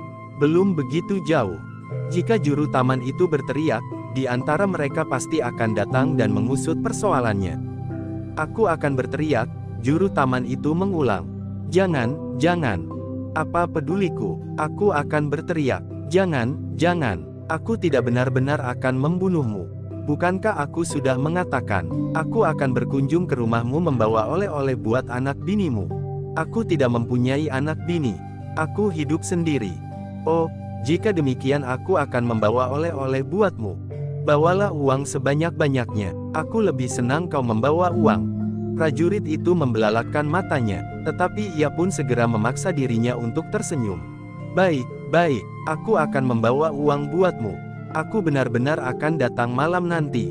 Oh, malam nanti adalah malam yang baik untuk berkunjung ke rumahmu. Terima kasih, aku akan menunggumu. Prajurit itu tidak menyahut lagi. Sambil mengkibas-kibaskan pakaiannya yang kotor oleh debu, maka ia pun kemudian meninggalkan juru taman itu sendiri. Sepeninggal prajurit itu, Sumekar pun menarik nafas dalam-dalam. Katanya di dalam hati, tentu bukan ia sendiri penjilat di dalam istana ini. Tentu masih banyak orang-orang yang berusaha mengambil keuntungan dari setiap perkembangan persoalan. Jika penjilat-penjilat semacam itu masih juga mendapat kesempatan, maka istana ini pasti akan segera terbakar. Sejenak Sumekar berdiri termangu-mangu. Kemudian ia pun meninggalkan pohon yang sedang disianginya. Ia tiba-tiba saja ingin berbicara dengan Anusapati atau Mahisa Agni. Mungkin ada perkembangan yang belum aku mengerti, berkata Sumekar di dalam hati. Sumekar pun kemudian meninggalkan tempat itu. Sambil membawa alat-alat seorang juru taman, maka ia pun pergi ke taman di halaman bangsal Mahisa Agni. Ternyata seorang juru taman yang lain sedang membersihkan daun-daun kuning yang berguguran karena angin yang agak kencang. "Hei, di mana kau?" bertanya juru taman itu kepada Sumekar. "Aku sedang menyiangi pohon ceplok piring itu. Halaman ini menjadi sangat kotor. Bukankah ini tugasmu?" "Ya," jawab Sumekar, "baiklah, aku selesaikan." Juru taman itu pun kemudian menyerahkan sapu lidinya kepada Sumekar sambil berkata, "Pekerjaanku sendiri sudah selesai. Jika masih sibuk biarlah aku selesaikan pekerjaan ini. Kenapa kau serahkan sapu ini kepadaku?" Juru taman itu tersenyum. Katanya, "Jadi bagaimana? Apakah aku harus melanjutkannya?" "Tidak," jawab Sumekar, "aku akan membersihkannya. Jika bukan aku, tentu Tuanku Mahisa Agni akan marah karena tidak akan dapat sebersih bekas tanganku. Macam kau, coba biarlah aku yang menyelesaikan. Nanti, kita tunggu, apakah Tuanku Mahisa Agni akan marah atau tidak. Kita bertaruh, langsung makan kita 3 hari. Sumekar merenung sejenak, lalu menggelengkan kepalanya, "Tidak mau. Aku tidak tahan untuk tidak makan 3 hari. Nah, jika demikian jangan sombong." "Baik. Aku tidak akan sombong." Juru taman itu memandang Sumekar dengan kerut-merut di keningnya. Lalu ia pun meninggalkannya sambil menggerutu, "Kau sudah mulai kambuh lagi." Sumekar tertawa. Dipandanginya saja kawannya itu sampai hilang di balik gerumbul-gerumbul pohon bunga di sudut halaman. Ia memang menghendaki agar orang itu pergi meninggalkan bangsal itu. Sambil membersihkan halaman, Sumekar mendekati 2 orang prajurit yang bertugas di regol. Sejenak ia termangu-mangu, namun kemudian ia pun bertanya, "Kisanak, apakah Tuanku Mahisa Agni ada di dalam bangsal?" "Kenapa?" bertanya prajurit itu. "Tidak apa-apa, aku hanya akan membersihkan pohon-pohon bunga sampai ke longkangan samping. Jika Tuanku Mahisa Agni sedang beristirahat, aku takut kalau aku mengejutkannya. Tuanku Mahisa Agni menurut pendengaranku adalah seorang senapati yang keras hati. Jika sekali aku dipukulnya, maka kepalaku akan dapat lepas karenanya." "Tidak," jawab prajurit itu, "Tuanku Mahisa Agni sedang keluar." "Kemana?" "Aku tidak tahu. Tuanku Mahisa Agni tidak pernah membawa seorang pengawal pun. Bukan saja di halaman istana, tetapi juga jika ia pergi keluar. Mirip sekali dengan tuanku Pangeran Pati." Sumekar menganggukkan kepalanya. Lalu katanya, Jika demikian, mumpung tuanku Senapati itu tidak ada, aku akan menyiangi tanaman di Longkangan. Selama tuanku Mahisa Agni ada di Singasari, aku hampir tidak pernah mendapat kesempatan melakukannya, sehingga pohon bunga-bunga di Longkangan itu menjadi kurus dan layu. Lakukanlah. Sumekar pun kemudian pergi ke Longkangan samping. Dilihatnya pintu butulan bangsal itu tertutup. Dan ia pun sama sekali tidak mendekati pintu yang tertutup itu. Demikianlah untuk beberapa saat lamanya Sumekar berada di Longkangan. Ia memang menunggu sampai Mahisa Agni datang. Ia ingin mendengar sesuatu tentang perkembangan terakhir dari hubungan yang kalut antara Sri Rajasa, permaisurinya dan putera mahkota. Ternyata dalam pada itu, Mahisa Agni masih duduk merenung di bangsal permaisuri. Tetapi tidak lama kemudian berkata, "Sudahlah Tuan Puteri, hamba akan kembali ke bangsal hamba. Untuk waktu yang sejauh dapat hamba usahakan, hamba akan tetap berada di Singasari. Kecuali jika hamba tidak mempunyai kesempatan lagi karena perintah Sri Rajasa. Tetapi sebelum perintah itu mendesak, hamba masih akan tetap di sini. Terima kasih Kakang, awasilah Anusapati. Hatiku selalu cemas bagaikan melepaskan anak yang baru pandai merangkak di pinggir jurang.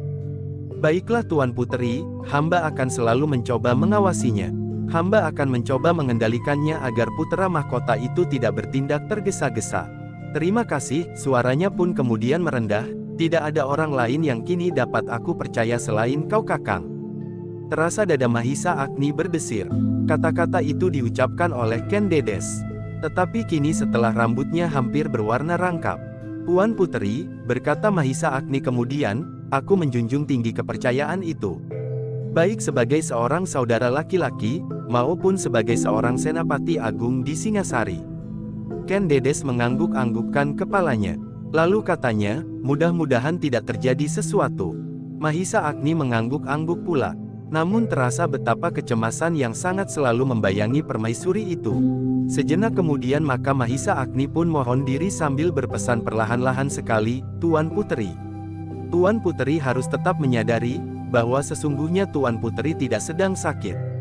Jika Tuan Puteri tidak menyadarinya, maka akan dapat terjadi, Tuan Puteri benar-benar menjadi sakit, atau rasa-rasanya seakan-akan Tuan Puteri benar-benar sakit." Ken Dedes mengerutkan keningnya. Sambil mencoba tersenyum ia menjawab, "Ya Kakang. Kadang-kadang aku lupa bahwa sebenarnya aku hanya berpura-pura saja sakit, sehingga rasa-rasanya aku benar-benar menjadi sakit." Mahisa Agni mengangguk-anggukkan kepalanya. Tetapi ia melihat bahwa sebenarnya lah Ken Dedes sedang menderita sakit. Bukan badannya, tetapi hatinya yang kemudian mempengaruhi jasmaniahnya. Sejenak kemudian Mahisa Agni pun meninggalkan bangsal Ken Dedes.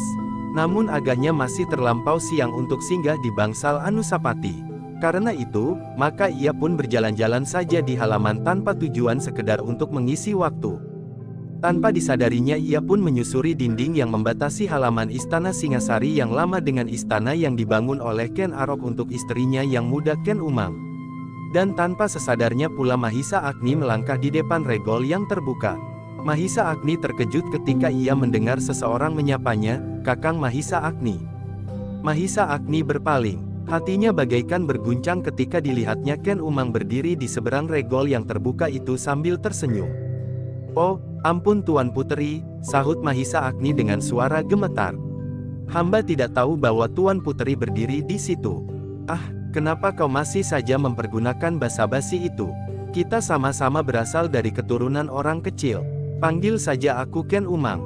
"Tentu tidak Tuan Puteri," jawab Mahisa Agni, "keturunan kita tidak mempengaruhi kedudukan kita sekarang. Tuan Puteri adalah istri Maharaja di Singasari.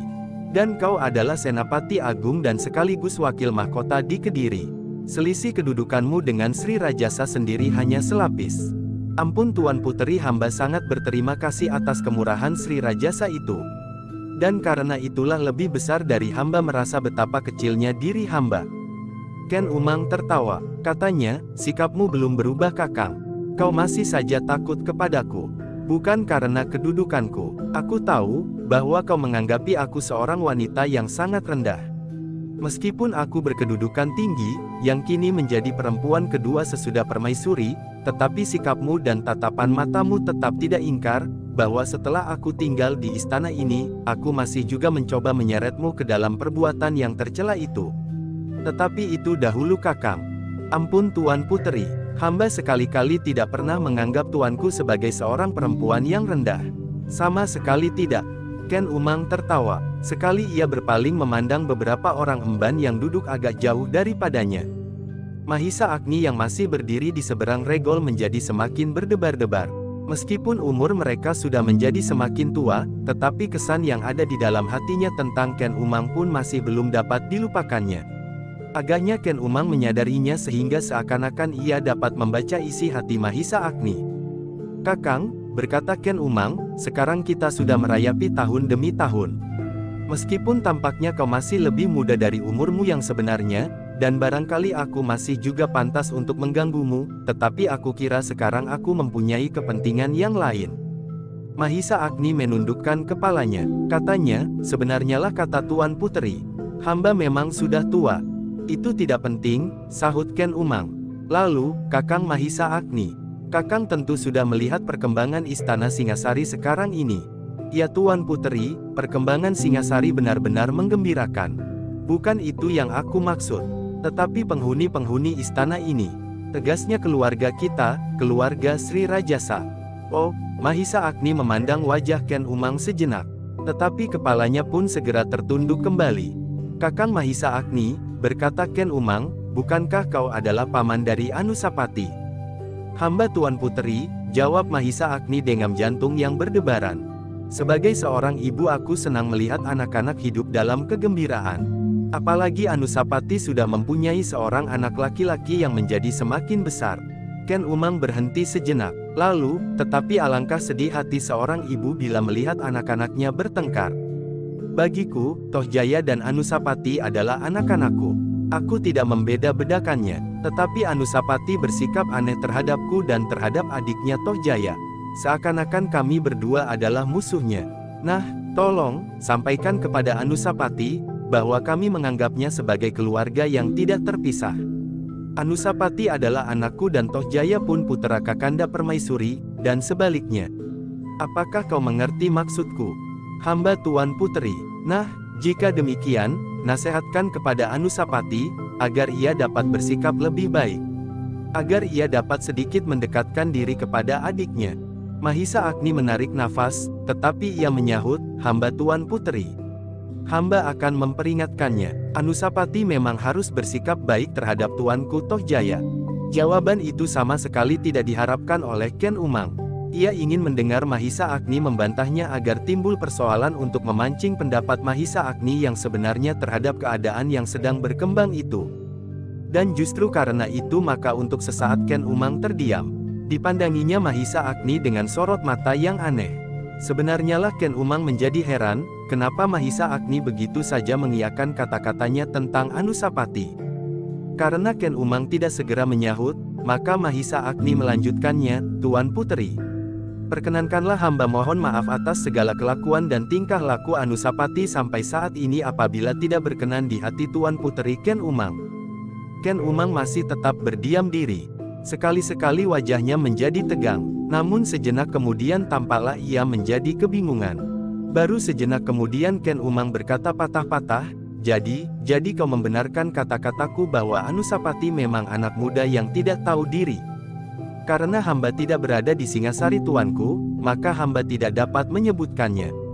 Tetapi karena menurut tuanku, Anusapati telah berbuat kurang baik, maka biarlah hamba memperingatkannya." Justru Ken Umanglah yang menjadi jengkel karenanya. Ia tidak berhasil memancing pertengkaran. Jika Mahisa Agni menjadi marah, dan mereka berbantah, maka ada alasan untuk segera minta kepada Sri Rajasa, agar Mahisa Agni segera diperintahkan kembali ke Kediri, karena Mahisa Agni sudah menghinakan istri Sri Rajasa. Tetapi usaha itu ternyata belum berhasil. Namun demikian Ken Umang masih juga berusaha. Katanya, "Kakang Mahisa Agni, siapakah yang bertanggung jawab atas segala perbuatan Anusapati itu?" "Ampun Tuan Puteri, tentu tanggung jawab Anusapati sendiri. Apalagi Anusapati kini sudah bukan anak-anak lagi. Ia sudah seorang dewasa, bahkan ia sudah seorang ayah. Itulah sebabnya maka ia harus sudah bertanggung jawab atas segala perbuatannya. Sadar atau tidak sadar. Tetapi ia tidak tiba-tiba saja menjadi dewasa. Tentu ada yang mendidiknya sejak kanak-kanak. Orang itulah yang bertanggung jawab atas segala macam tingkah laku Anusapati. Maksud tuanku, apakah yang bertanggung jawab tuanku Permaisuri? Ken Umang menjadi ragu-ragu sejenak. Namun untuk memancing pertengkaran ia menjawab, ya, Kanda Permaisuri dan kau. Mahisa Agni menarik nafas dalam-dalam. Ketika ia memandang sekilas ke sudut halaman itu, dilihatnya beberapa orang prajurit bertugas. Demikian juga di depan regol bangsal Ken Umang. Karena itu Mahisa Agni harus berhati-hati. Bukan karena ia takut menghadapi tindakan kekerasan, tetapi ia sadar sepenuhnya bahwa Ken Umang memang sedang memancing perselisihan. Jika ia bersikap keras dan berbantah, tentu prajurit-prajurit itu akan menjadi saksi. Demikian juga beberapa orang emban yang duduk tidak begitu jauh dari Ken Umang. Jika demikian, maka akan timbul berbagai macam akibat yang barangkali terlalu jauh baginya. Karena kesadaran itulah maka Mahisa Agni tetap pada sikapnya. Ia sekali-sekali membungkukkan kepala dengan tangan bersilang. Sama sekali tidak ada sikap menentang dan melawan setiap kata-kata Ken Umang. Apa katamu Mahisa Agni? Ken Umanglah yang mulai membentaknya. Sekali lagi Mahisa Agni membungkukkan kepalanya. Jawabnya, ampun Tuan Puteri. Jika menurut pendapat Tuan Puteri hamba ikut bertanggung jawab, maka baiklah hamba akan mencoba membetulkan kesalahan hamba. Sudah hamba katakan, bahwa hamba akan mencegah Anusapati, agar ia kemudian bersikap baik dan tidak memusuhi Tuanku Tohjaya. Tetapi tentang sikap dan tanggung jawab Tuanku Permaisuri, itu ada di luar kekuasaan hamba. Hamba tidak berhak menegurnya meskipun ia adalah adik hamba. Kenapa kau tidak berhak? Kau adalah saudara tuanya. Meskipun ia seorang permaisuri, ia tetap adikmu. Hamba tidak berani melakukannya. Hamba takut kepada tuanku Sri Rajasa. Tuanku Permaisuri kini bukan menjadi tanggungan hamba lagi sejak ia bersuami. Segala tingkah laku dan perbuatannya telah menjadi tanggung jawab suaminya. Oh, jadi kau menyalahkan tuanku Sri Rajasa? Bukan maksud hamba, tetapi sebaiknya tuanku Sri Rajasalah yang memberinya peringatan. Hamba justru takut kepada Sri Rajasa. Pengecut, kenapa kau takut? Tentu Sri Rajasa tidak sempat berbuat seperti itu. Tuanku Sri Rajasa adalah maharaja yang berkuasa di Singasari. Ia tidak sempat mengurusi istrinya saja. Apalagi Kakanda Permaisuri yang hampir tidak pernah menarik perhatian Sri Rajasa. Terasa dada Mahisa Agni berguncang. Tetapi ia masih harus menahan hati. Sambil membungkukkan kepalanya ia berkata, sebenarnya lah hamba akan menjalankan semua perintah karena hamba hanyalah seorang abdi di istana ini. Meskipun hal itu bertentangan dengan kemauan hamba sendiri misalnya, tetapi apabila hal itu harus hamba kerjakan, hamba akan mengerjakannya. Jika memang Tuanku Sri Rajasa memerintahkan kepada hamba untuk memberikan peringatan kepada Tuanku Permaisuri. Kau memang bodoh sekali, Ken Umang menjadi marah. Jika Tuanku Sri Rajasa sempat memerintahkan kepadamu, ia tidak memerlukan kau lagi. Mengerti? Mahisa Agni menahan nafasnya sejenak. Lalu, hamba mengerti Tuanku. Jadi kaulah yang bertanggung jawab seluruhnya atas kelakuan Anusapati itu. Mengaku atau tidak mengaku. Mahisa Agni menjadi semakin berdebar-debar. Tetapi ia masih tetap sadar. Jika ia bersikap seperti Ken Umang pula, maka orang-orang yang melihatnya akan dapat menjadi saksi, bahwa ia telah berani menentang istri Sri Rajasa. Karena itu, sambil membungkuk dalam-dalam ia berkata betapapun ia menahan hati, hamba Tuan Puteri. Hamba memang bersalah karena hamba tidak dapat mengajar anak itu bersikap baik. Tetapi hamba berjanji untuk memperbaiki kesalahan itu. Oh, gila, kau memang bukan laki-laki jantan. Kau hanya berani merunduk seperti budak yang paling hina. Apakah kau sadar, bahwa sikapmu sama sekali bukan sikap seorang senapati besar? Mungkin Tuan Puteri benar, jawab Mahisa Agni, hamba memang tidak dapat bersikap lain kali ini, karena hamba berhadapan dengan junjungan hamba. Memang sangat berbeda dengan sikap seorang senapati di peperangan. Kemarahan Ken Umang sudah sampai ke puncaknya sehingga ia berteriak, apakah kau dapat bersikap yang lebih baik dari sikap seorang penjilat? Sebenarnya kesabaran Mahisa Agni pun sudah sampai di ujung ubun-ubun. Tetapi ia masih memaksa diri untuk tetap bersabar. Sementara itu beberapa orang prajurit yang melihat dari kejauhan pun menjadi heran. Semula mereka memang menjadi berdebar-debar. Jika Mahisa Agni berbantah dengan Ken Umang, meskipun Mahisa Agni adalah seorang senapati, tetapi ia dapat dianggap bersalah dan ia dapat dengan serta-merta diperintahkan untuk meninggalkan istana Singasari ke Kediri. Tetapi ternyata sikap Mahisa Agni itu di luar dugaan mereka. Mahisa Agni sama sekali tidak menunjukkan sikap menentang. Bahkan sikap hormatnya agak berlebih-lebihan. Apakah sebenarnya yang dikehendaki oleh Tuan Puteri? Berkata para prajurit itu di dalam hati. Namun sebenarnya lah mereka dengan mudah dapat menduga bahwa Ken Umang sengaja memancing persoalan agar Mahisa Agni segera diperintahkan meninggalkan Singasari. Tetapi para prajurit itu tidak mengetahui persoalan yang sebenarnya telah terjadi. Mereka hanya menganggap bahwa kehadiran Mahisa Agni itu menguntungkan Anusapati, karena setiap orang pun mengetahui bahwa Anusapati dan Tohjaya agaknya sukar dirukunkan, dan setiap orang tahu bahwa Sri Rajasa agak berpihak kepada Tohjaya, bukan kepada Anusapati. Bagi mereka yang mengetahui keadaan Anusapati yang sebenarnya pun mengerti, bahwa Sri Rajasa ternyata tidak dapat menerima kehadiran anak tunggul Ametung itu dengan sepenuh hati. Sedang prajurit yang lain, yang mengetahui persoalan yang sedang dihadapinya itu pun berkata, Mahisa Agni memang seorang yang bijaksana. Sebagai seorang Senapati Agung di Singasari ia membiarkan dirinya dicaci maki oleh istri muda Sri Rajasa. Tampaknya itu suatu kekalahan baginya, tetapi sebenarnya lah bahwa Mahisa Agni lah yang menang, jika ia tetap dapat bertahan.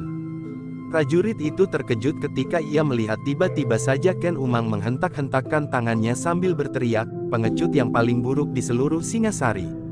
Aku akan mengatakannya kepada Sri Rajasa, bahwa kau tidak pantas menjadi seorang Senapati Agung di Singasari. Kau hanya pantas menjadi seorang penjilat yang rendah dan hina. Ternyata kau tidak dapat mempertahankan sikapmu dan mempertanggungjawabkan segala macam perbuatanmu. Mahisa Agni menarik nafas dalam-dalam. Ia masih harus berlahan sedikit lagi. Ternyata bahwa Ken Umang sendiri sudah kehilangan kesabarannya meskipun ia telah dengan sengaja memancing persoalan. Pergi dari hadapanku penjilat yang rendah, berkata Ken Umang, aku tidak mau berhubungan lagi dengan orang semacam kau. Kau hanya pantas berhubungan dengan budak-budakku, dengan hamba-hambaku yang paling rendah. Dada Mahisa Agni bagaikan retak karenanya. Tetapi ia masih tetap bertahan dengan segenap kemampuan perasaannya. Rasanya lebih mudah untuk bertahan melawan 10 orang prajurit dalam benturan jasmaniah daripada harus bertahan membiarkan dirinya dihinakan. Pergi, teriak Ken Umang kemudian. Hamba tuanku, hamba akan pergi jika memang tuanku kehendaki. Aku tidak mau melihat wajahmu lagi. Mahisa Agni membungkuk dalam-dalam. Namun ia pun kemudian terkejut ketika ia mendengar seseorang berkata, Paman, kita tetap di sini. Aku adalah putra mahkota. Paman harus mendengarkan segala perintahku. Semua orang yang mendengar suara itu pun berpaling. Mereka melihat Anusapati berdiri bertolak pinggang dengan wajah yang merah padam. Ternyata bukan Mahisa Agni lah yang kehabisan kesabaran, tetapi justru Anusapati yang justru sedang mencarinya. Dada Mahisa Agni menjadi berdebar-debar. Perlahan-lahan ia mendekatinya dan berbisik, tahankan perasaanmu Anusapati. Ingat, kau mempunyai kepentingan yang lebih besar daripada harga dirimu. Aku sudah membiarkan diriku dihinakan di hadapan banyak orang karena kepentingan yang lebih besar itu. Anusapati menggeretakkan giginya. Bahkan ia masih juga berkata, hanya perintah Ayahanda Sri Rajasa sajalah yang berada di atas perintahku, karena aku adalah Pangeran Pati. Bahkan Ibunda Permaisuri pun tidak dapat mengubah keputusanku. Semua orang yang menyaksikan hal itu menjadi berdebar-debar. Para prajurit yang sedang bertugas menjadi termangu-mangu. Prajurit yang bertugas di halaman bagian istana yang lama dan bagian istana yang baru. Kedua pihak tidak tahu apa yang harus mereka lakukan. Yang mereka cemaskan adalah apabila Tohjaya mengetahui persoalan itu, ia pasti tidak akan tinggal diam. Sementara itu, wajah Ken Umang menjadi bagaikan menyala mendengar kata-kata Anusapati orang yang paling dibencinya itu. Sehingga justru karena itu, maka mulutnya bagaikan terbungkam karenanya.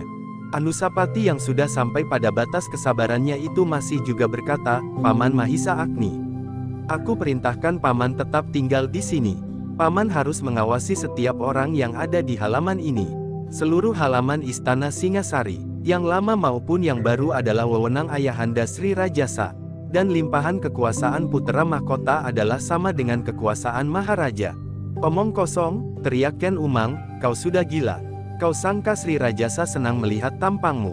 Anusapati sama sekali tidak menjawab kata-kata Ken Umang. Bahkan kemudian dibelakanginya perempuan itu sambil berkata lantang, aku akan merubah halaman istana ini. Aku akan menutup regol ini dengan dinding batu. Kemarahan Ken Umang bagaikan memecahkan dadanya. Hampir di luar sadarnya ia berteriak, Emban, panggil Toh Jaya. Ada orang gila masuk ke dalam istana. Emban itu tidak menunggu lebih lama. Berlari-lari ia pergi ke bangsal Ken Umang untuk memanggil Toh Jaya yang ada di dalamnya. Anusapati, desis Mahisa Agni kemudian, kau lihat, akibat dari peristiwa ini akan berkepanjangan. Aku sudah siap paman, apapun yang akan terjadi, aku akan menghadapinya. Meskipun seandainya harus ada pertentangan terbuka dengan Sri Rajasa, aku akan menyatakan diriku di depan setiap orang, bahwa akulah yang berhak atas tahta ini.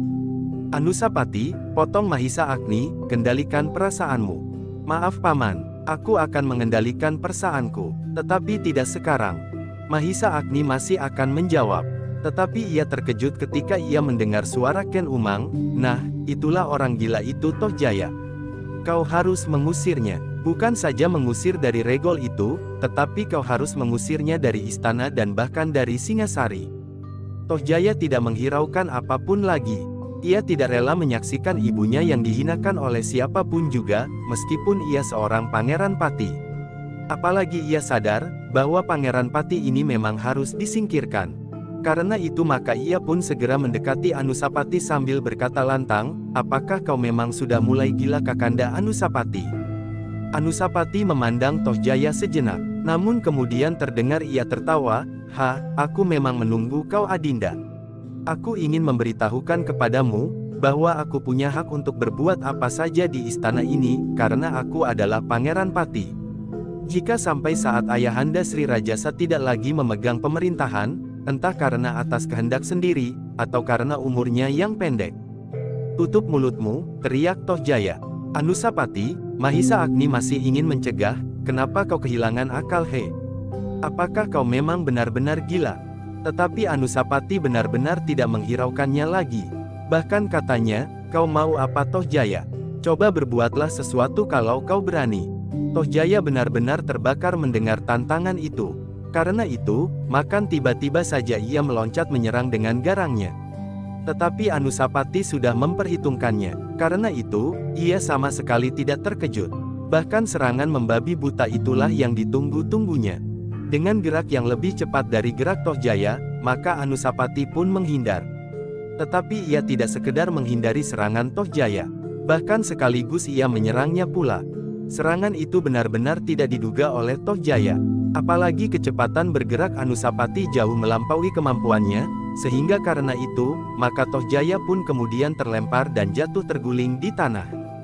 Ternyata Anusapati yang sudah kehabisan akal itu tidak dapat mengendalikan dirinya lagi. Ia masih ingin meloncat membunuhnya. Namun ia tidak dapat menghindarkan diri dan sebuah benturan yang dahsyat sehingga Anusapati itulah yang kemudian terlempar dan jatuh terguling. Dengan serta-merta Anusapati meloncat bangkit. Namun ia tertegun ketika ia melihat, pamannya Mahisa Agnilah yang berdiri di hadapannya. Sejenak Anusapati melihat Toh Jaya terlatih-tatih bangun. Namun kemudian dipandanginya wajah pamannya yang tegang. Anusapati, berkata Mahisa Agni. Betapa tegang wajahnya, namun kata-katanya tetap sare dan tenang, apakah kau memang sengaja ingin membuat tontonan di halaman istana ini atau kau ingin memamerkan kemampuanmu? Aku berterima kasih bahwa kau mempertahankan martabatku. Tetapi aku kurang senang melihat darahmu yang masih terlampau mudah menyala. Cobalah, tenanglah sedikit. Lihatlah banyak orang yang menonton peristiwa ini, seperti orang melihat ayam bersabung. Padahal kalian adalah bangsawan tertinggi di Singasari saat ini. Apakah kau mengerti? Anusapati tidak segera menjawab. Dengan wajah yang tegang dipandanginya pamannya yang berdiri tegak seperti batu karang. Alangkah garangnya, tentu di peperangan Mahisa Agni akan tampak lebih garang lagi. Dengan senjata di tangan dan wajah yang tegang. Ternyata perbawa itu meresap ke dalam dada Anusapati. Perlahan-lahan kepalanya tertunduk lesu. Sebuah penyesalan telah merayapi hatinya. Tetapi semuanya sudah terjadi. Dan rasa-rasanya semakin lama semakin banyak mata yang memandanginya. Perlahan-lahan terdengar suaranya bergumam di dalam mulutnya, maafkan aku paman. Ternyata aku telah kehilangan pengamatan diri. Penghinaan yang tiada batasnya itu membuat dadaku bagaikan terbelah. Mahisa Agni menarik nafas dalam-dalam. Ia menjadi berlega hati ketika dilihatnya bahwa Anusapati sudah mulai berhasil menguasai perasaannya. Namun selagi Mahisa Agni mulai merasa tenang, setelah ketegangan yang sangat mencengkam hatinya, tiba-tiba ia dikejutkan oleh suara Tohjaya lantang, "Ayahanda, inilah orang gila yang ingin mengacaukan istana itu." Dengan serta-merta Mahisa Agni berpaling. Dadanya berdesir ketika dilihatnya Sri Rajasa berdiri tegak diiringi oleh beberapa orang pengawal.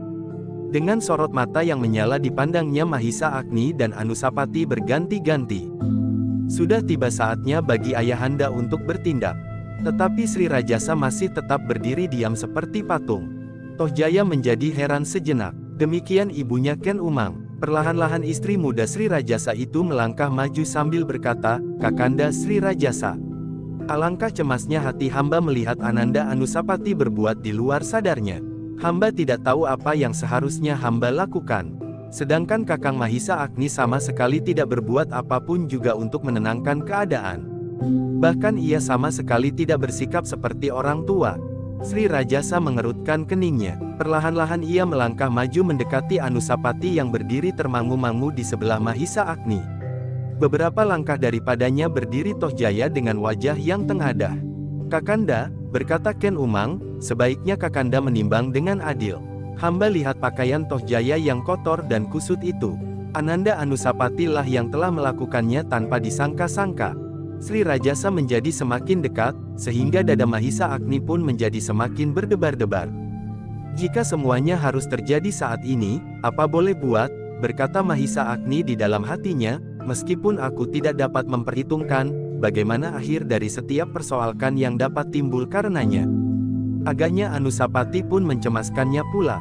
Jika ayahandanya tidak dapat mengekang dirinya pula, maka yang terjadi adalah bencana yang maha dahsyat. Bukan saja bagi pimpinan tertinggi Singasari, tetapi bagi Singasari dan rakyatnya. Gejolak hati Anusapati itu telah mendorongnya berbisik di telinga Mahisa Agni, "Paman, Trisula itu aku bawa sekarang." "Ah," Mahisa Agni berdesah. Tetapi ada semacam air yang menitik di jantungnya yang sedang membara. Sadar atau tidak sadar, Mahisa Agni harus mengakui bahwa Sri Rajasa adalah bukan manusia kebanyakan.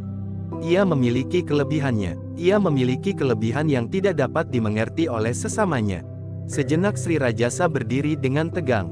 Namun kemudian ia berkata, "Aku mengerti apa yang telah terjadi." Seorang perwira yang melihat peristiwa ini langsung menyampaikannya kepadaku. Dengan tergesa-gesa aku datang kemari, karena yang terjadi adalah sepercik noda yang paling kotor pada keluarga Maharaja di Singasari. Dan aku melihat bagian terakhir dari tontonan yang mengasyikkan ini. Semua orang yang mendengar kata-kata itu menjadi gemetar. Suara Sri Rajasa sudah menjadi agak gemetar oleh perasaan yang tertahan di dalam dadanya. Ken Umang memandang Sri Rajasa tanpa mengedipkan matanya. Seakan-akan ia menunggu keputusan apakah yang akan diambilnya di dalam keadaan itu. Sementara itu Tohjaya bergeser selangkah mendekati ayahandanya. Dalam ketegangan itu ia berkata, "Ayahanda dapat bertindak sekarang." Sri Rajasa mengangguk-anggukkan kepalanya. Katanya, "Ya, aku memang dapat bertindak. Dan aku memang akan bertindak sebaik-baiknya." "Tentu ayah," sahut Tohjaya. Anusapati membeku di tempatnya, sedang wajah Mahisa Agni tidak lagi disaput ketegangan yang dalam membayang di wajah itu. Sekilas ia memandang berkeliling. Dilihatnya beberapa orang senapati berdiri tegang. Bahkan panglima pasukan pengawalnya pun telah ada di halaman itu pula. "Benar seperti sabungan ayam," berkata Mahisa Agni di dalam hatinya, "tetapi apa boleh buat?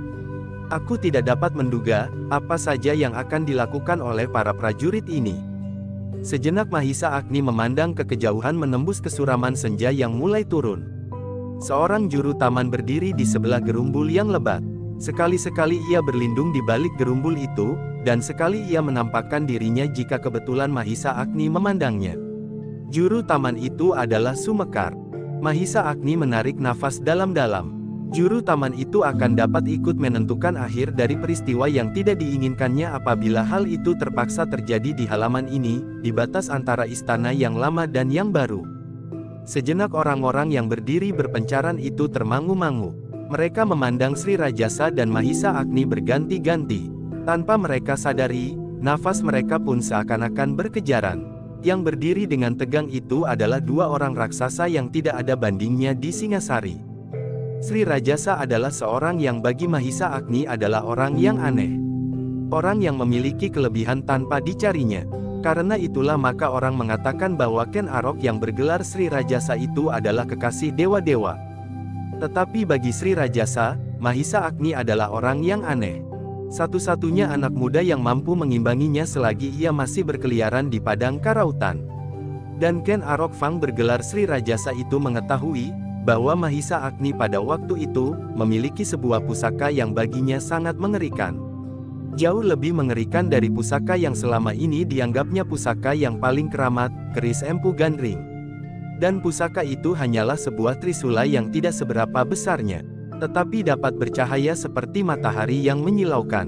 Namun Ken Arok yang bergelar Sri Rajasa itu memang tidak akan berbuat apa-apa. Setelah beberapa kali ia menarik nafas dalam-dalam, maka ia pun berkata, "Aku minta kalian kembali ke bangsal masing-masing." Tohjaya terkejut mendengar perintah itu. Bahkan yang lain pun tidak kalah terkejut pula.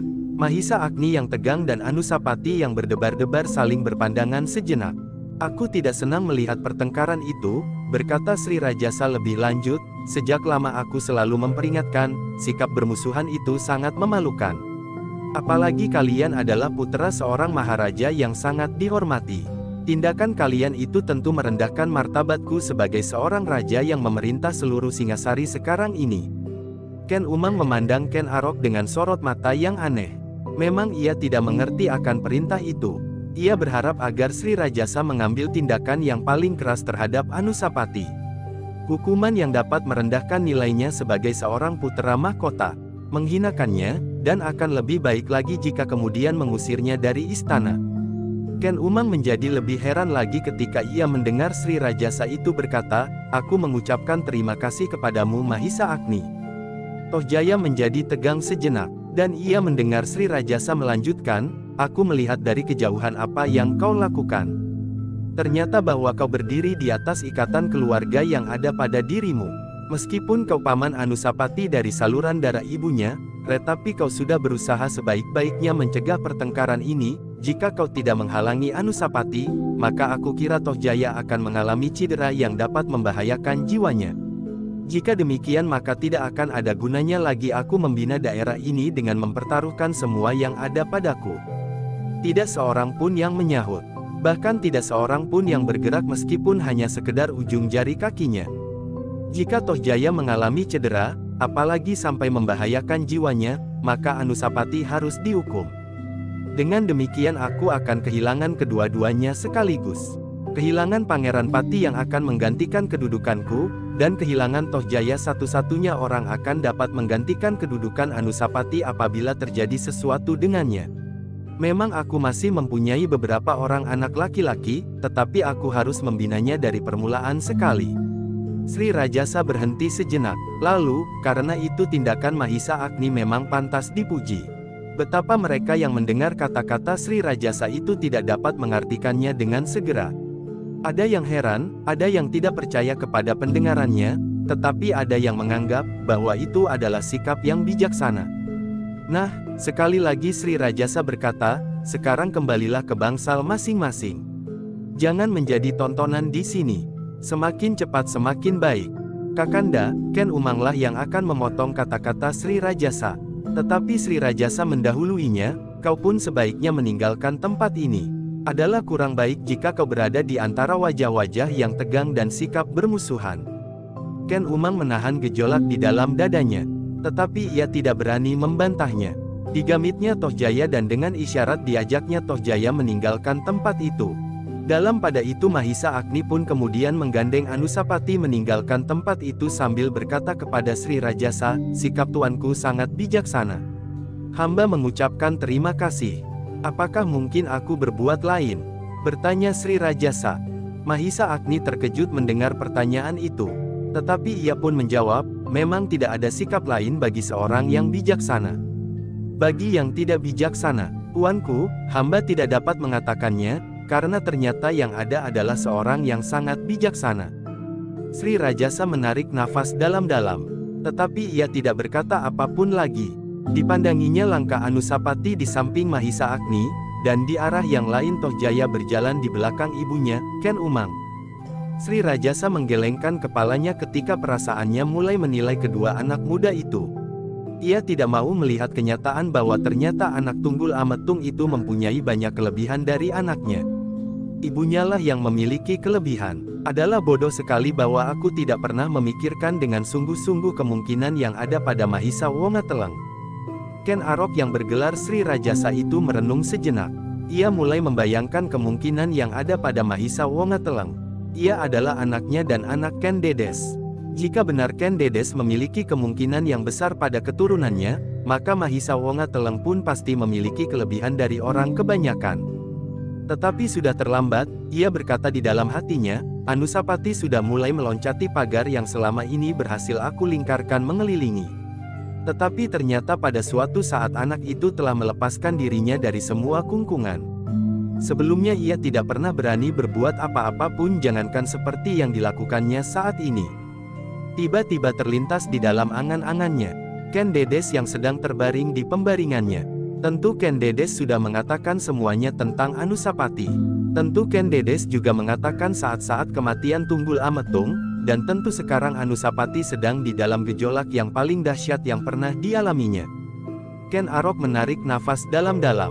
Seakan-akan ia sudah dihadapkan pada suatu keadaan yang sama-sama. Seakan-akan ia sedang memandang cahaya matahari yang kemerah-merahan, yang sebentar lagi akan turun dan hinggap di punggung pegunungan.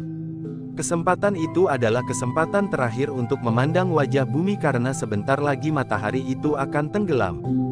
Tentu tidak akan mungkin lagi dapat terbit di timur, katanya di dalam hati, aku memang bukan matahari.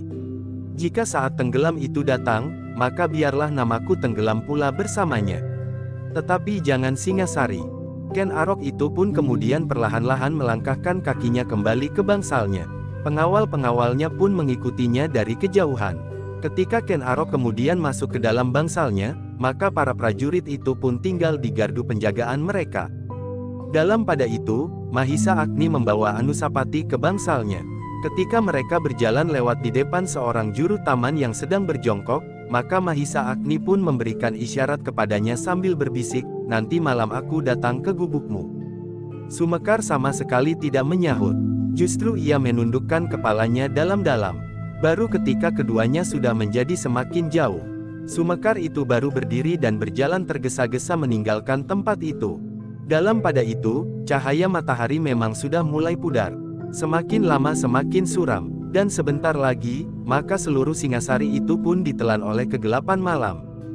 Di bangsal Anusapati, Mahisa Agni duduk tepekur dihadap oleh Anusapati. Agak sulit baginya untuk memberikan beberapa nasihat kepada putra mahkota itu. Karena ia tahu, bahwa selama ini Anusapati selalu menjaga perasaan istrinya. Ia selalu berusaha untuk menghindarkan semua pembicaraan yang dapat membuat istrinya menjadi semakin berkecil hati. Sebagai seorang perempuan yang hidup di lingkungan yang asing, maka ia memerlukan ketenangan di dalam lingkungannya yang baru itu.